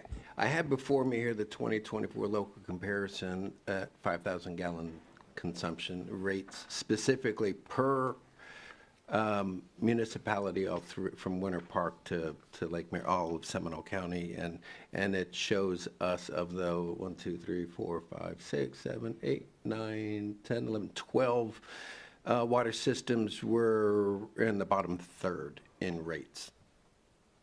We always have been. One of the things we did need to do, in fact, was a correction on that, and that's one of the reasons that we did a rate study, invested money in a real deep dive.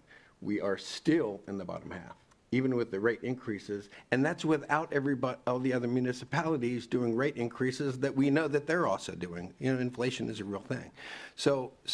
But the facts are that, and we need to have lively debates, and we want to make absolutely sure that this is the right way to go. And I really commend you for really the deep dive and making absolutely sure that we do this right. But we also have a fleet of engineers and PhDs and studying this stuff. We have to trust at some point if every single fact and everything that comes out over and over and over again points to a certain thing, and the PhDs and the real educated folks are all saying, hey, this is what you should be doing, then I'd really recommend that we do it. Another really important thing to the cost that I don't think people are thinking about. So when we got ARPA money, right, we got $19 million during the recovery federal funds. We have allocated $10 million to this project. If we now change, this is just one little example, but if we now change and go to Iron Bridge, the deadline's passed, we now have to pay all that money back to the federal government. We're not allowed to use that money on Iron Bridge. When the professionals, when the PhDs and engineers, one after another, after another, after another, after another, keep saying for years that Iron Bridge will cost us twice as much, I believe them. Let's just take Oviedo, for example. They have half of their residents are on city wastewater systems. The other half of the city is on Iron Bridge. The Iron Bridge residents pay significantly higher rates than those that are handled by the city. And that's when Oviedo is in the backyard of Iron Bridge. They're piping distances are far shorter. They don't have the 15 miles to pump it through other people's land. That's all within, it's all kind of self-contained. It's right there. I think we can't spend another $500,000 doing the deeper dive on the connection and the cost to Iron Bridge and what it's going to cost to bore. At this point, 5 years into it, that ship has sailed. And although I appreciate that we want to make absolutely sure that we're doing the right thing, at some point, we have to trust the engineers and the PhDs and all of the people over 5 years that have over and over and over and over again said, this isn't what you want to do. We have to settle on it. We need to move forward. We have to quit looking in the rearview mirror. And at some point, we have to act. Everybody agrees these plants need to be replaced. We have to stop putting roadblocks up in front of ourselves and get it done. And I mean that in the most respectful way. And I really, sir, you know how much I respect you. And I think the conversation's lively, but, it's deserved. We're talking about a lot of money. But I think at some point we have to pull the trigger, end the Iron Bridge conversation and agree to move on and settle on that. And please respond however you'd like. I will. Yeah. So, thank you for bringing up, the fact that we pay the lowest, for our residents. Not the lowest, but. Well, we're close to it. Yeah. And that's great because as my numbers reflected, we're paying $300,000 a month to Veolia. Where other cities are paying roughly $100,000 a month to Iron Bridge. And if you talk about the $19 million that we're going to have to give back, well, to me, it's worth giving back the $19 million if it saves us 50 to 100 years from now, paying another $150 to $200 million to build plants, to hire operators every year at what cost is it going to be 50 years from now? We're paying $3.6 million now. 50 years from now, we could be paying $10 million. So where's the cost comparison that we need on this? We cannot just let this Iron Bridge discussion go away because there seems to be significant savings here and less risk for us as a city as a whole. And I have to disagree with some of that, Mayor. Okay. Ladies first. Yeah, ladies first. Do you want to go first? Sure. Mark, Yes. you speak of a Robert Reese? Yes, Who's this? he's an engineer Engineering With whom? himself. himself. Okay. And he gave you some data, He didn't give me data yet. I'm waiting to meet with him. and you seem to feel like we can get capacity at Iron or the other? They are building capacity now as we speak. Okay. And what other cities are connected? Do we know, other than Oviedo? Well, there's Oviedo, there's Castleberry, there's Lake Mary. Lake Mary, Seminole County. right, Seminole County.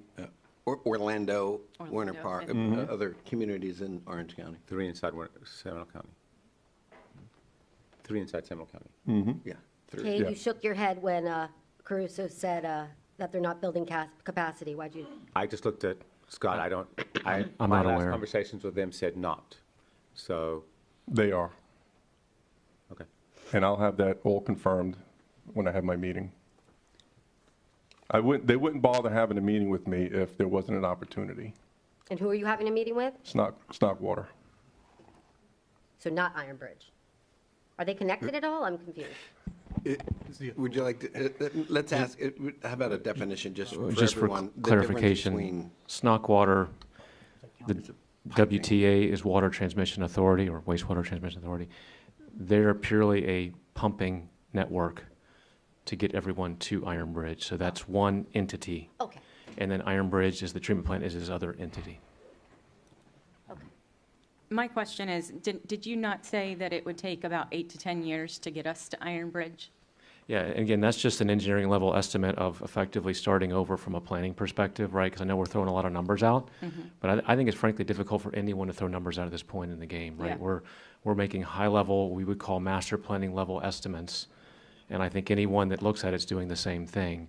So you're going to get a wide variety of opinions, Yeah. but just the timeline and kind of starting over from a planning perspective, city funding perspective, I know the master plan was built into all the documents that are approved by this commission or previous commissions. And working with all of the other Yeah. entities that we would have And then you've got to work come with. to agreement with all that, and I know some of that goes all the way to the state level with who's kind of part of those entities Yeah, has to be agreed to. there's just not 8 to 10 years worth of Band-Aids to put on our current plants. I would not want to see these plants still sitting around in 8 to 10 years. There will be significant environmental impacts if we wait to try to connect to. I could also tell you that Oviedo has spoken very highly of Iron Bridge, and I have the email that I could share with you. They pretty much gave me a very good email detailing comparisons, and it's very good. Commissioner? Yes, Mayor, you said that the city of Oviedo, half of their community does Iron Bridge and half does their own? Okay, I didn't know that.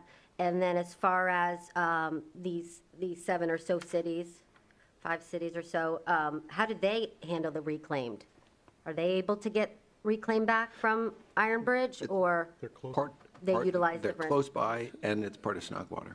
No, it's right? not part of So Snogwater. reclaim does not? No. So when Oviedo pumps to, just for example, when they pump to Iron Bridge, how do they get their reclaim back? So we do work for Oviedo, to be fair, and I don't want to Good. get confused conversations, but Oviedo, being so close to Iron Bridge, has a connection to their reclaim system.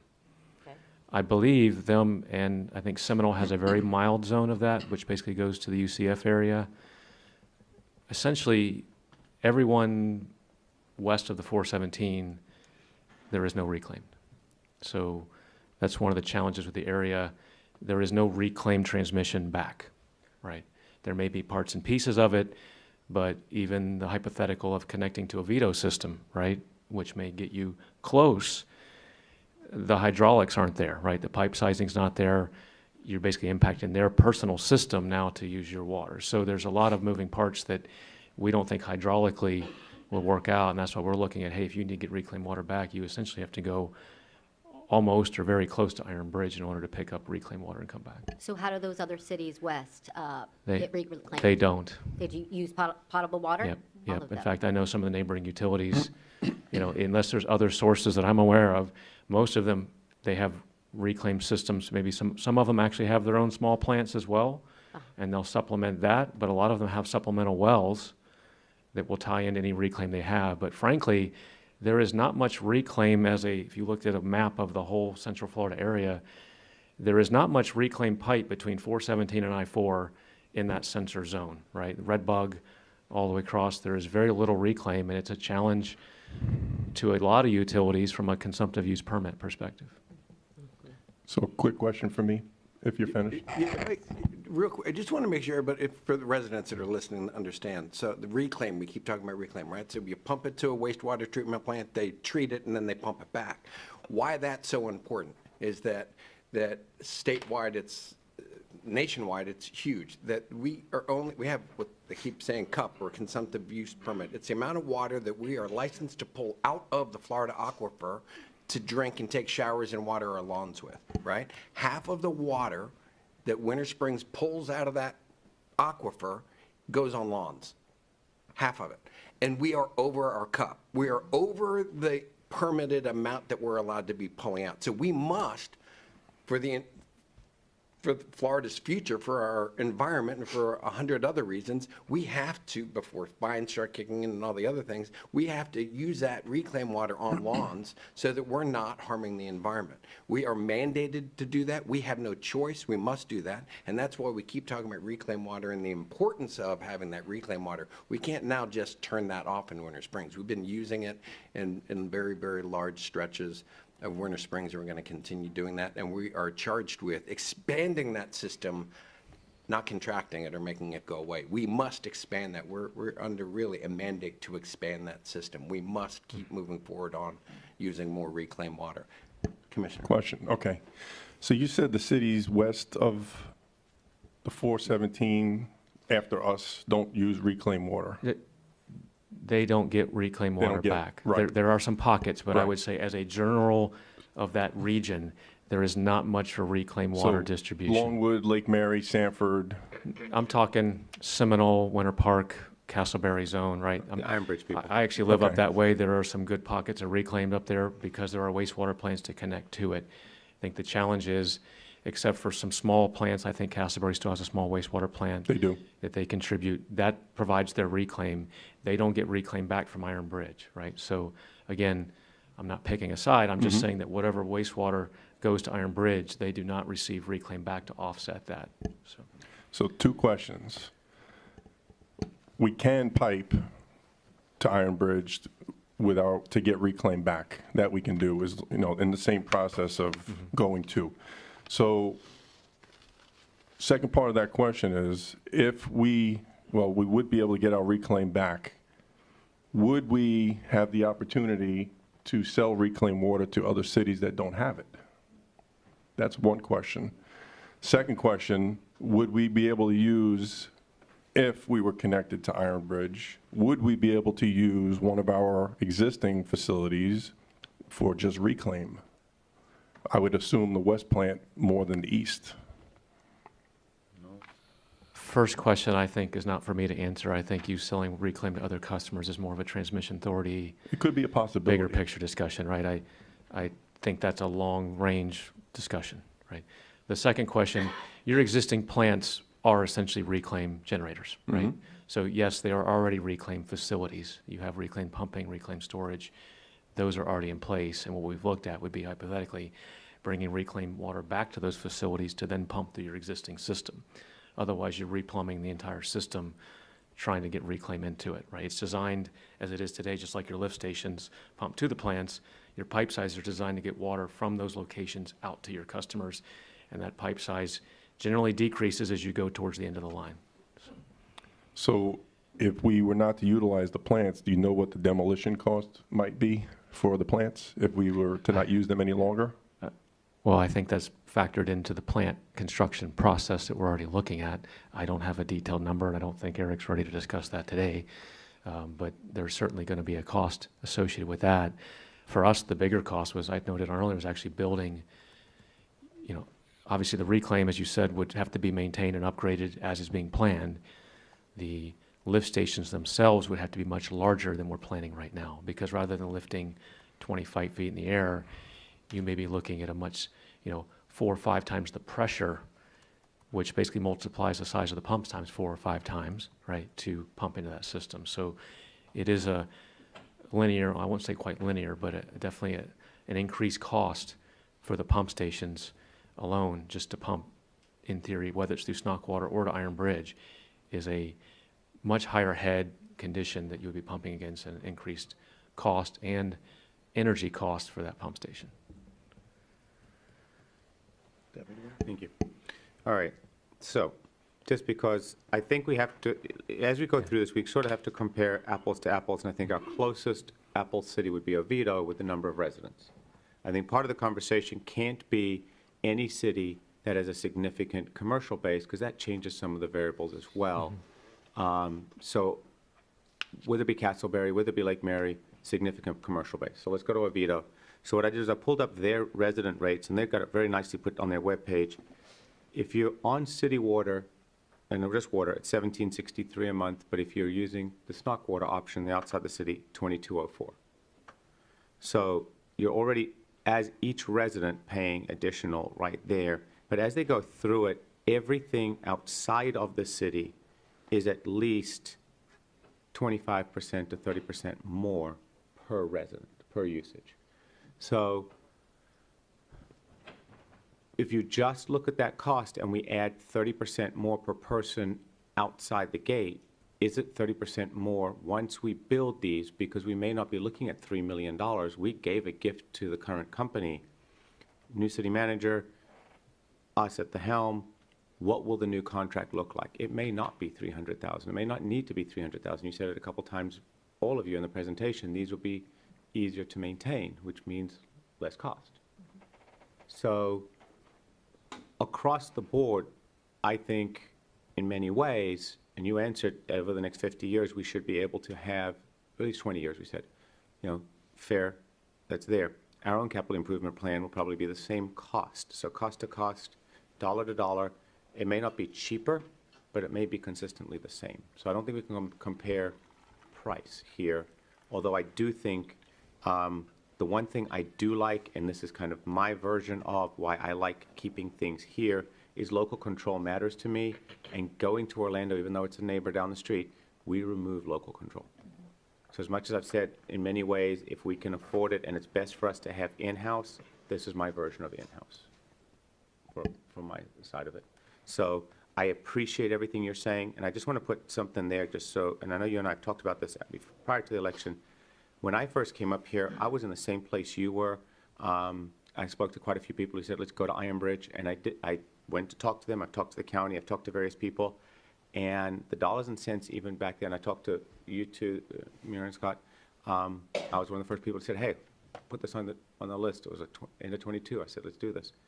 And you guys gave me a very similar conversation then. Iron Bridge verified it. Was there numbers back then that they gave you? So the numbers that I had for the out and in was about $150 million piping alone. So yours is more expensive, but that was the numbers I was given. Then I had a meeting at the county probably now 8-9 months ago. Very similar numbers, just looking at piping going out and piping coming in.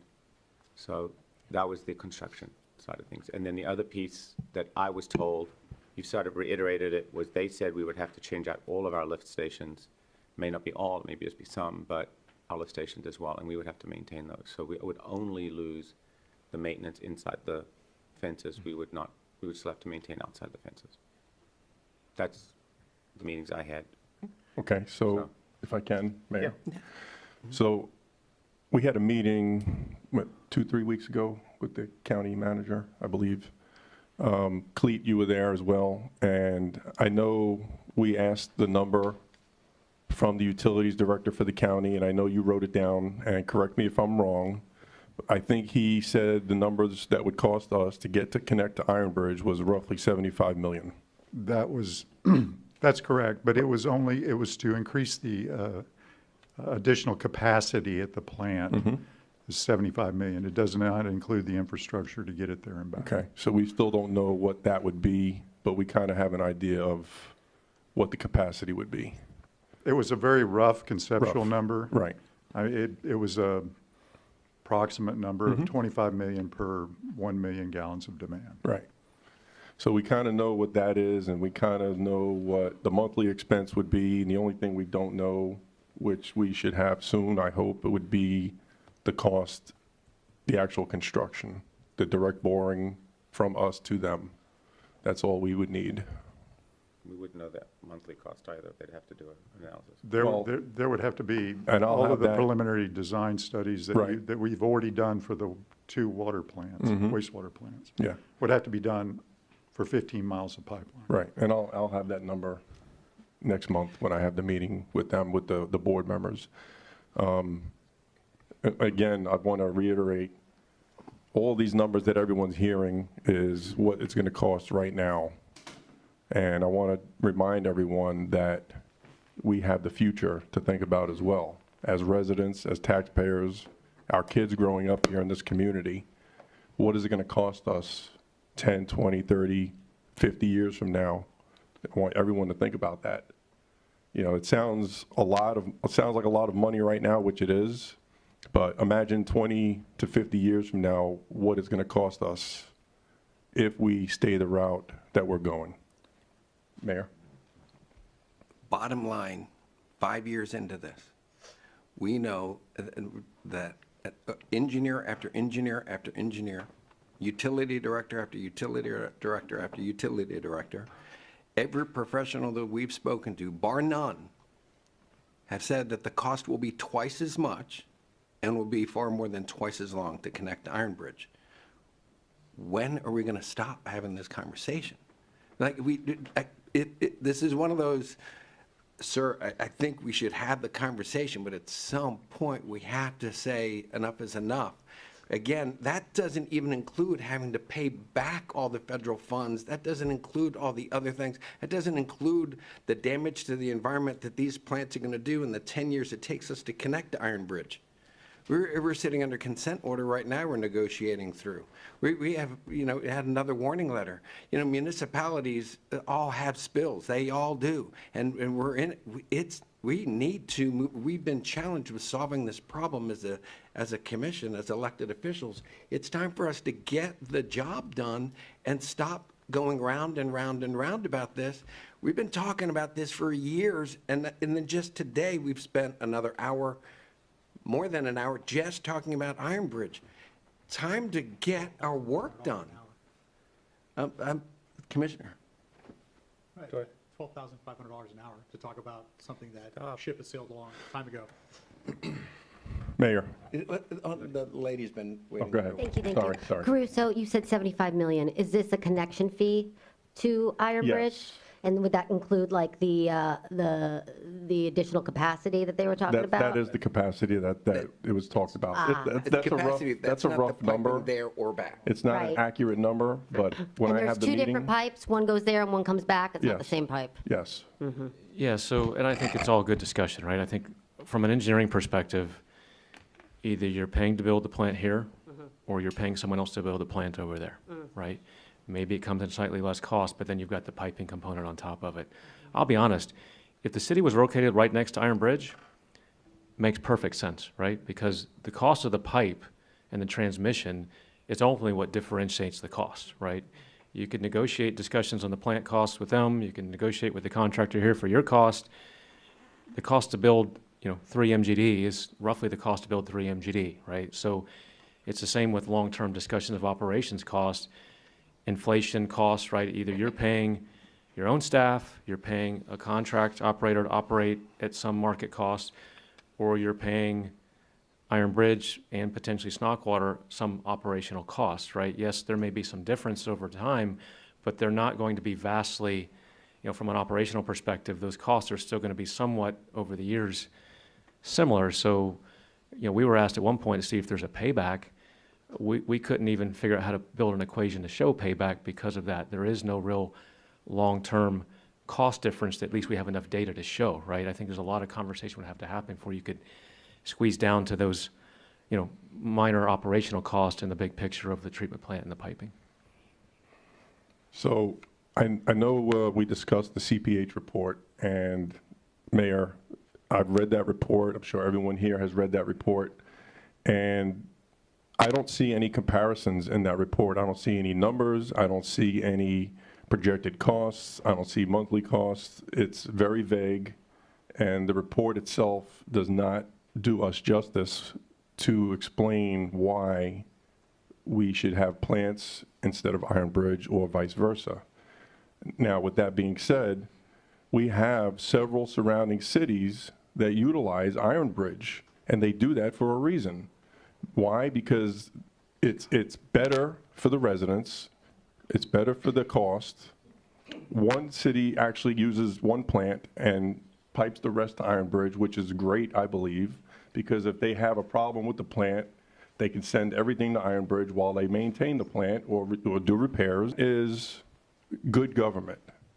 And to be honest, the spills alone that we have to deal with, like the one we dealt with yesterday, I don't know if anyone's aware of it, but Which plant? I have it here. I'll send it down. So, in that in itself, with the environmental impact, I think, and this is just me, and everyone, make your own comparisons. But until we have those hard numbers, we cannot make an informed decision. I'm sorry. Before we go any further, what are we talking about with this bill yesterday? We had a fiber driller hit a pipe, Which plant? not a plant. No, And- and you just mean, somebody was drilling optic Correct. cable in somebody's front yard and they hit a the- force main. It- Yep, it it's been hit- Is reported. that the shale or, No. no? Or- Okay. No. Okay. Okay. No, And it's yes. boiled water? No, No, this is no. force main. Okay. Yeah. Yeah. This was in the just collection system. Green Spring Circle. Okay. Sorry. Mayor. Okay. Yes, sir. Diaz has. And Scott, maybe, I don't know if the mayor wants to jump in, or Eric, bring us back down to reality here. The plants obviously operate with utility enterprises, so there's going to be revenue that's going to be created by these plants. obviously, that revenue in the form of fees, taxes, go back to the residents. So obviously, if these enterprise funds can generate revenue outside of the regular fee structure for the residents, we're talking about being more efficient and obviously either keeping rates steady or lower, which would be ideal because obviously the tax burdens and the fee burdens in the state of Florida and county and city are way too high for what we're seeing economically. I've seen up to 12, 13 different processes that a modern wastewater plant can handle. Obviously, we've talked about reclaimed water sales. We have our own costs with having to process water and having potable water go out. That process sometimes doesn't make it cost efficient to, say, reclaimed water versus potable water when it costs the same, per gallon. But obviously, reclaimed water sales to other municipalities or even within the city, and we have those formulas. Biosolids that could get processed through these plants and the sale of the biosolids or whatever, as we process. I've heard restaurant grease as well gets processed at these plants. Obviously, we've got restaurants in town, we've got restaurants in the general area. I mean, talk about the West wastewater plant. I mean, you just look at a radius in any direction, you've got Castleberry, Longwood, South Sanford, as we go along. Pre-treatment for, the water in general. Obviously, I'm concerned with infill development and the redevelopment of the west side of Winter Springs. When I say the west side of Winter Springs, I'm talking about, west of, Hayes, west of, Parkstone and those, all the way to 1792. We have a lot of old buildings. That's the original historic side of Winter Springs. Obviously, the opportunity there to be able to redevelop and bring in industry and bring in business would be major economic development for Winter Springs, which would further reduce the tax burden on residents. We call ourselves a bedroom community, but at the end of the day, those bedrooms have to pay a tax to the king for their, property taxes. So, for example, our plants then, a new modern wastewater plant, should be able then to hire, to handle higher strength, wastewater, food processing, breweries, medical facilities, medical labs that could also be paying for pre-treated, water before it goes way into the municipal system. I mean, obviously, there's energy generation opportunities, which would then make us, a green leader in Seminole County, and I know that has been a priority for many of the commissioners in the county as well. Obviously, public-private partnerships usually make good sense because those are opportunities to bring in the private industry into a facility, obviously generate revenue for that facility, but as well as research grants. I mean, we have a major research university literally right down the road. I mean, we could ride bike there if we wanted to. That could be partnering with us. And then we talk so much about the incubator, but then let's talk about what else UCF could really be doing in our community. I've heard of treatments that the landfills need, that they use the wastewater plants for, and I'm not a bio anything engineer, but they didn't teach us that in business school. But even like, cooling water supplies for even industrial use or what have you, and we have an industrial corridor up 419, which again would be close to the West wastewater plant. Plus educational programs. If we have a modern wastewater plant, I mean, what an opportunity for the schools in the area to come tour a modern wastewater plant and see, what Winter Springs is doing, not only for the environment, for the future, but for education. Being able, obviously, you have the contracts with, with the different providers to be able to provide public tours. I mean, how many of our residents have ever been to a wastewater plant? I have to admit, I had to run for office to be able to get a tour to a wastewater plant when I was a candidate, and it was one of the most educational, opportunities I ever had. And I really thank our previous director, Bilal, who gave me a really good education on what was going on there. But even the, I don't know, sludge to energy projects I've heard about as well. And I mean, we've seen these plants in Florida, we've seen them in other parts of the country. I mean, are we building this kind of facility that is going to actually benefit the residents, not just when they flush their toilets, but also in lowering their fees by generating revenue and making this enterprise something that actually, I know nobody likes to say, government should be profitable. Yeah, profitable for the residents. Well, I think you threw a lot of topics out there, and I think they were all good. I mean, I think it's hard to comment on every one of those individually, but I Sure. think from an overall perspective, But you see where I'm going with it. yeah, I mean, I think, in fact, that you mentioned the educational component. That was actually a big topic early on, that we get at least one of these facilities, the ability to tour students, tour folks through it, and actually build in some educational components of that. I know one of your neighbors to the west actually has a large facility, and actually triggered me on, something that is being looked at way down the road, right? And I think is being tested here in Florida right now is actually potable reuse. And I think I'll live to see the day when somewhere, somehow, we're drinking potable reuse water. And I think that's a whole nother topic for another day.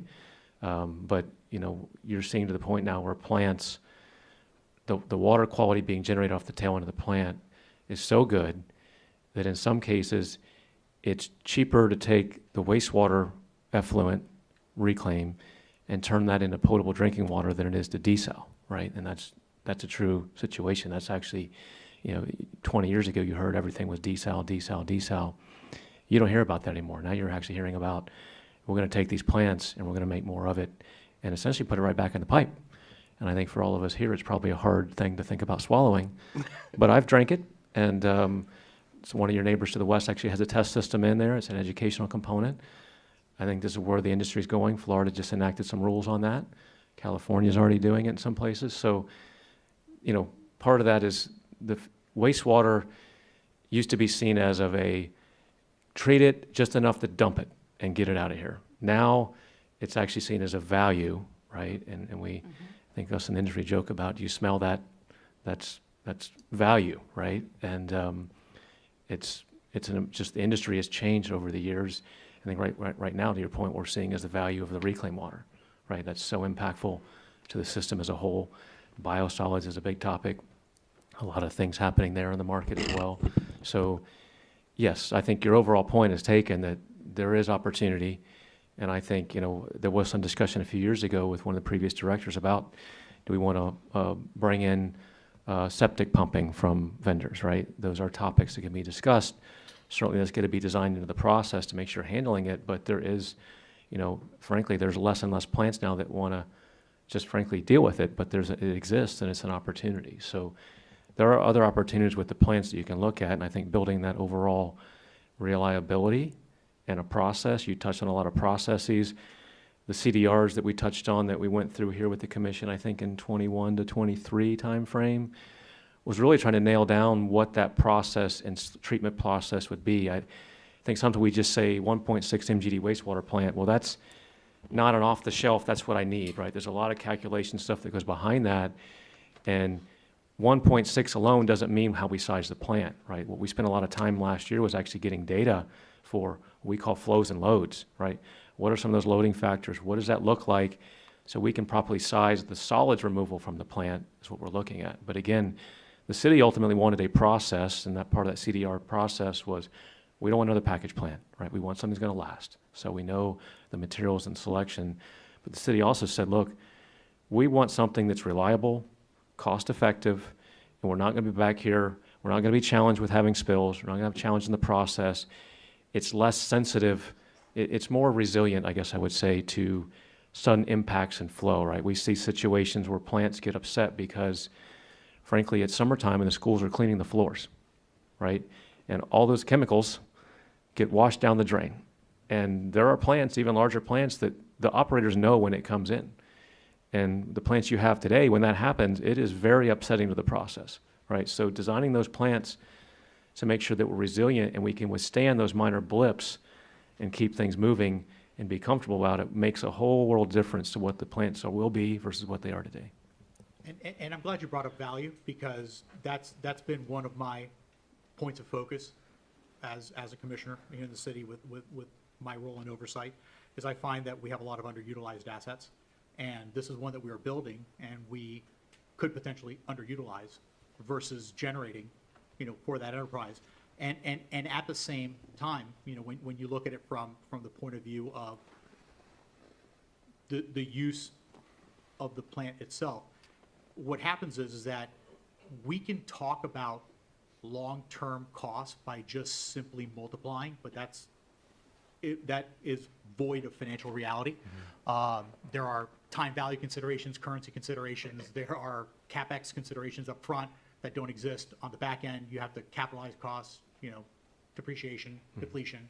I mean, there's a lot of other factors that have to come into that. So an oversimplified mathematical, use a simple calculator, let's multiply by 12 and then multiply by, 30.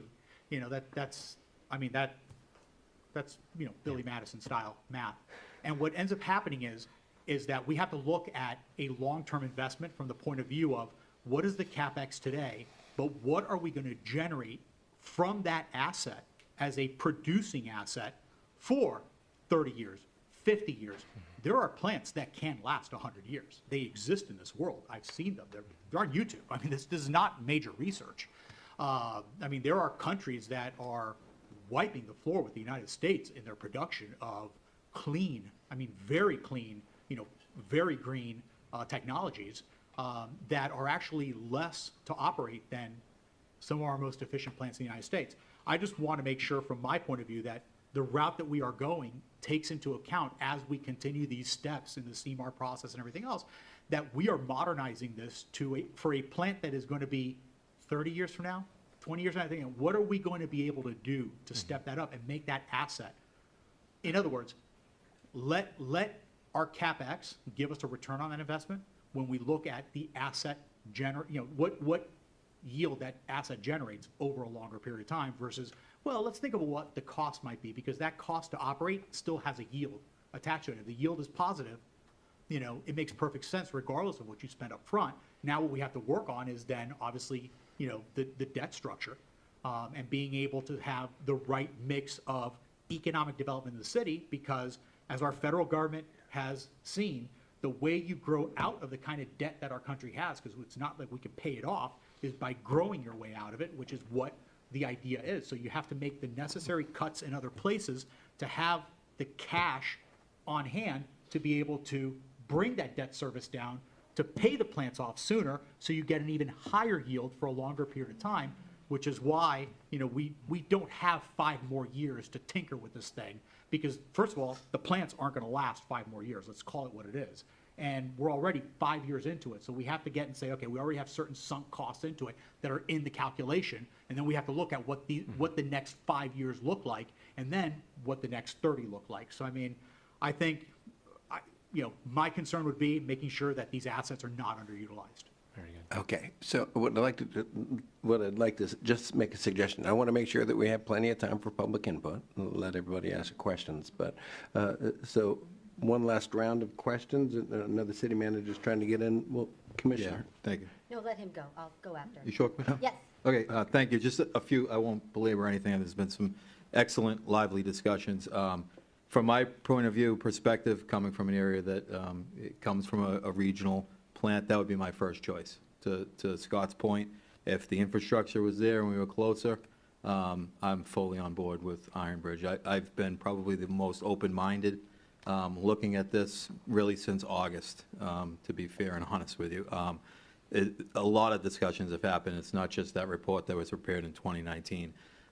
We really have dove into this and have spent a considerable amount of hours, conversations with my counterparts in other cities, the county, our engineering team, now Clete on board as a utilities director, and that was my first path of an ideal solution rather than being, building our own. I have since, in my time now here, almost 90 days on the job, have gone to a different view of it for a number of reasons. Last thing I want to do is build a new plants. It's not an area that we want to be in the business of, if ideal, but we're at a point where our location and where we stand today, biggest factor being time, next being costs, that's the direction that I feel that we need to be going in. To that point, just a couple of things, building your own plant, the city of Altamont, probably being the only former wastewater treatment plant operator, licensed wastewater treatment plant operator in the room. I don't even know that our engineers have ever had a license as an operator, as well as a licensed registered sanitarian. I've spent a lot of time in the wastewater world.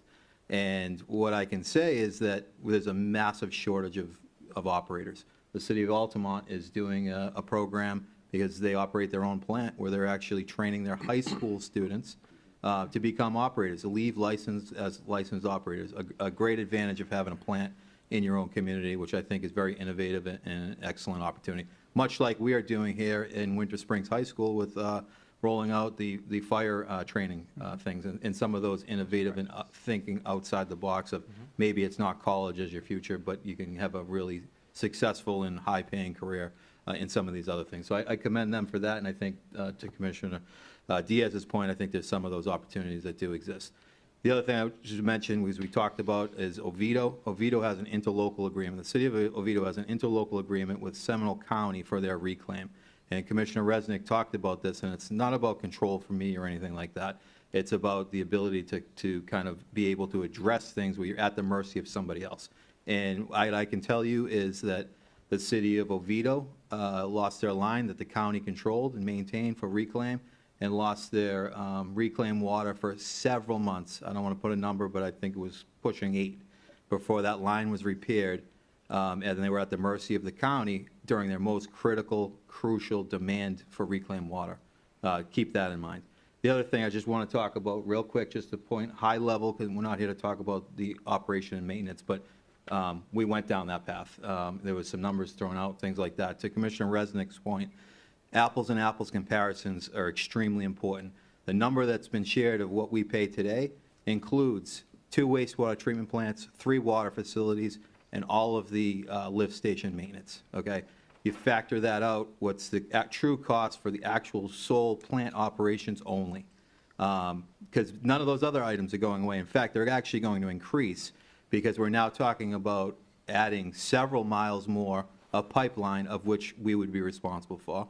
We're talking several more lift stations and high-capacity pumps because of force main that's going to have more oversight. So, in fact, it probably wouldn't even be a reduction, to Commissioner Resnick's point, as far as the staffing, sure, with licensed operators, which is dictated by our license, our permit with the FDEP, as to the number of operators we need to have.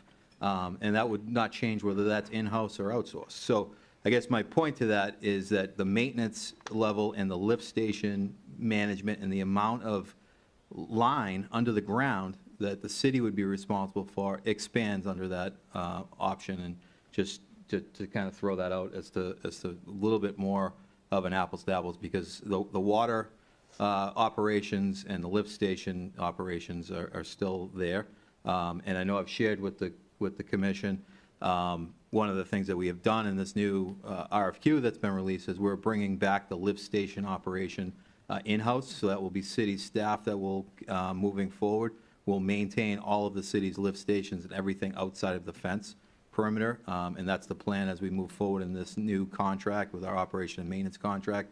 All of the plant operations behind the fence at this point will be outsourced and maintained for the operations. But I do think that move of bringing that back within the city, as far as the city staff and the ability where there's interaction with our customers, interaction with our residents, I think we will see a big improvement. And that was a decision that was made, as we prior to rolling this out. So I think that's a good move.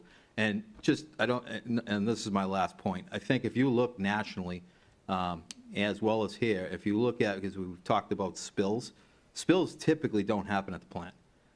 If you look at where, and I don't want to undermine the importance of this, because as Scott said today, we have had spills, and it's the last thing we want to be dealing with, and I hesitate to say that I hope that that's not the case, but the longer we wait on these plants, those spills and those consent orders are going to continue because of the conditions of those plants that are out of their useful life. However, I would say, and you could probably pull some data on this, that spills actually happen much like the one that was referenced yesterday that was not, that was completely out of the city's hands, had nothing to do with the city in the sense of it. Those spills actually happen significantly more frequently than spills at the plant. So our risk to spills only probably enhances in the sense of adding more line and adding more miles of pipe. That's all I had. Thank you. Anyone else? Last round. Commissioner. Wonderful. I just wanted to let the dais know and everybody watching in here, I downloaded the bid this morning, and I was not aware that drinking water was also under the Veolia and now the new proposed RFQ. So just FYI, number one. Number two, I love that Diaz brought up waste to energy, and I've been hearing a lot about this. I'm assuming we're not doing that.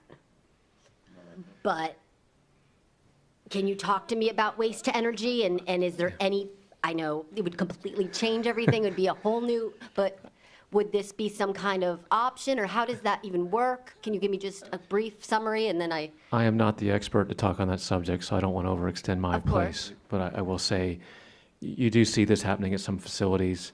I think it could be a discussion, but it's not being looked at right now specifically for that, just because of the components that go with it. Well, actually, let me clarify. It has been detailed looked at, and we entered into a multi-jurisdiction agreement, and the commission approved, 6-8 months ago roughly, where we partnered with Orange County, Orlando, Oviedo, a bunch of us all got together, and we were seeking together, and it was about a $250 million grant, federal grant, that didn't work out, didn't get the grant money, and so now that group and that interlocal agreement is now kind of disbanding legally, but those will be things that we continue to chase, right, as in good government, as Commissioner Diaz said, keep looking, always keep our eyes open, always looking, always listening to engineers and professionals, and working with other municipalities and counties in the state, and working together. We will continue to move the ball forward in Winter Springs. We're doing the right thing, just got to keep moving. We got to keep improving water. We have to keep improving our cup. We have to keep improving the quality of our wastewater. We have to continue adding reclaimed water. The work will continue. This is not something where we're going to reach a day and we go, okay, we're good and we're done. We're going to continue to move forward. Yeah. I have kind of it's nothing that we've already talked about, but a lot of citizens in my district have asked this question about the smell of the east plant. Will the new plants help with that at all? Yeah, I would say yes. I mean, it's always something we're closely looking at as far as how we design the structures, right? The majority of the odor is at either lift stations or the headworks, right? This is where the raw is coming in and mixing, right? So, and I live right in between the two. How that is controlled, and frankly, if you walk through the plant, and not that I'll be happy to take you for a tour and show you where the smell is, but you'll frankly find it pretty quickly. I know we had site tours yesterday, and we were having a conversation right behind the headworks, and I thought, this is not the best place to be having a conversation.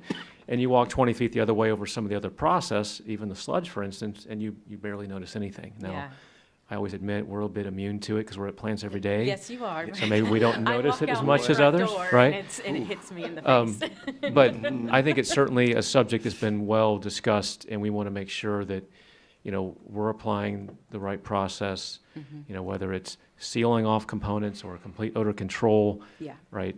We're looking at those elements to make sure that we do our best to, contain those odors to the extent possible. Some days it's the odor, some days it's the scent added.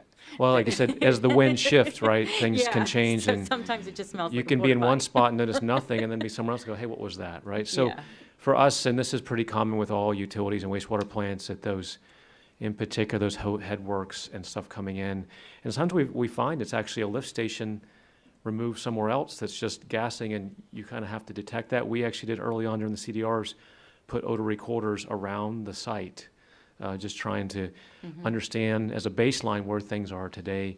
We'll probably recheck some of that again as an update as we progress, just to make sure that we're, obviously improving upon that as we move forward. I did get a great tour from Clifton, so thank you for that. Perfect, thank you. Yeah. The BNR process, the technology of the new plants will improve. It is understood to do a better job than these old 50-year-old plants. I would continue to word resiliency, right? Reliability. That process is different how we design today than how it was designed, 40, 50 years ago. We often call it that N+1 reliability, means I've got enough, plus I got one spare at some point in the plant, so we can still do that. You don't have that today, and that's where we see a lot of the challenge come from. All right. Last thing, Mayor? Yeah. Last thing. I've always known city staff to maintain and, help take care of the lift stations. Correct me if I'm wrong. I mean, that's what I've always heard in the past. Am I right? I would say that under current operations, it's our O&M contractor's responsibility, but city staff has been supporting that as some of them have been pulled into the plant, which is why this decision has been made, frankly, to be honest with you. But yeah, it is our contractor's responsibility, but I will tell you, yes, city staff has assisted with those and has taken the lead on that. And, you know, again, this is the bigger picture of why we've talked about, you know, taking that and bringing that back in-house, because I do think that that's important, you know, when it's city staff and those type of operations, particularly as we're in the hurricane season, a number of those responsibility interactions directly with the customer and with residents. That's why that decision was made. Right, good. And I agree with you on the part that you said that it's hard to get wastewater operators. I know that for a fact, you know that as well, and that's a huge concern for me for the future. You know, do we keep running on skeleton crews, or are we going to have fully staffed wastewater operators? We don't know. We don't know what the future brings. Lastly, Mayor, you brought up some numbers about Oviedo, about their cost to the residents. You said, what, $17.63 versus $22.04? That was Deputy Mayor. So would that be for drinking water or wastewater? It's here. I'll send you the link. It's their page. I believe that's drinking water. They've got it all over, it's everything. Right. Residential water, commercial water, irrigation, potable water. So the number for wastewater is actually different, correct? 1760. No, he's got it all. He'll send it to you. I have it. I can tell you, I'll also send you a rate study where I very strictly, or very I clearly. believe it's different. Well, I'll just send you this fact here. This is a breakdown per gallon, or based on 5,000 Just to gallons. comment a little bit on that for clarity, the water rate includes wastewater service, right? Because there's no way to bill the wastewater individually, just like here, right? So your metered water is also your wastewater balance. As a whole, their water is from one source. Oviedo supplies water to all customers, and the wastewater is split if it goes to the plant. So from my knowledge, the impact on that fee, even if it's listed as water, is related to wastewater flow. Yes. It says it in here. I'll send this, Christian, I'm going to send you this rate study where it breaks down all of the, whatever I said it was, 10, 12 different government entities and their rates, and then you can share that with the commission. Okay. Any other questions from the commission? And let's let the residents have their turn. Sir. Thank you. Name and address for the record, if you don't mind. Morning. I'm Tim Broder, live on 684 Vista Drive, and a retired engineer. I have a couple of questions relating to the presentation. First, during the construction period, 2 to 5 years, depending on which plant and so on, and I appreciate the city manager said that most of the spills were outside the fence, not inside the fence, but I was under the impression that during the severe hurricane events, there was some spillage inside the plant in the fence. So I wonder if there's any consideration to improvements to the mistake pond or something to try to capture these unusual events during the construction period. That's my first question. If you want all the questions, I'll give you the second question. Second question is on the both the designers and the contractor. Have you considered pre-purchase of the capital equipment? This is something I've done actually with Seminole County and with the City of Tampa and other communities.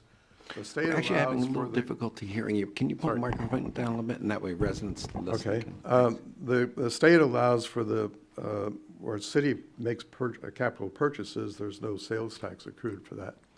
And so with a partnership between the city and the contractor, the city could issue purchase orders during the construction to purchase capital equipment and take delivery and then transfer that to the contractor for storage until he's ready to use it in the construction of the plant. Things have to be worked out about the warranty period and so on, but it's significant. I mean, it's significant savings, and it has been done by many utilities in the state. And then my third thing is just an overall comment that, and I think, Mr. Mayor, you've hit on this. Water is a resource. There's the overall water. There's the potable water. there's stormwater. You haven't really talked about stormwater as a component. And there's reclaimed water and there's wastewater. It's all one big entity. And you need to consider in your options for going forward what happens. It's like a bubble. You push on one end, you might cause a bulge on the other end. So this consumptive use permit is not an insignificant issue if you have an issue relating to developing reclaimed water. And so please take that into account, that whatever decision you make going forward, that the total water balance has to be in your considerations. And thank you. Thanks. Mr. Phillips.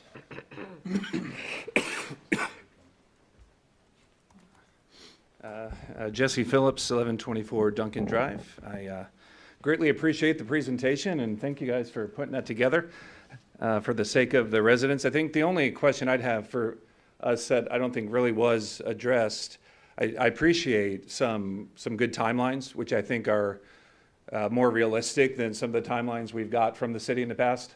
I don't know when back in October of 2019, the city announced a waterworks program which had a groundbreaking on a new water plant for October of 2020.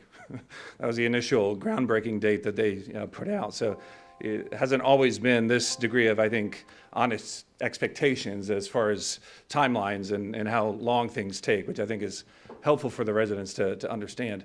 And so it begs the question of what are we doing to address the current crisis? Because we're under a current health crisis to our residents and the environment with all of these DEP failures and EPA violations on the wastewater system. There is a public health concern to improperly treated wastewater, which I don't need to outline given the number of PhDs that are in the room. I mean, this is why we're trying to address this. And I think some honesty and transparency. So a lot of the questions that I got from the residents had to do with health concerns and what is the impact on the environment, what is the impact on us as residents given the improperly treated wastewater and the history of it over a very, very long period of time. We had coliform in our drinking water back in 2018, and there's just a history to these concerns where this is not something we're just now dealing with. And I think some greater information and transparency, whereas I think the city in the past has tried to suppress any concerns over health. I think coming clean with that and saying, this is what's motivating us as residents, and I would love for that to be the motivating factor, I should say, for this commission as well. To help the residents be able to quantify. I can send you the questions I've got on some of those questions about what are the public health concerns and what concerns is the city willing to acknowledge from a public health standpoint and the health of the environment on these violations and improperly treated wastewater. So, thank you.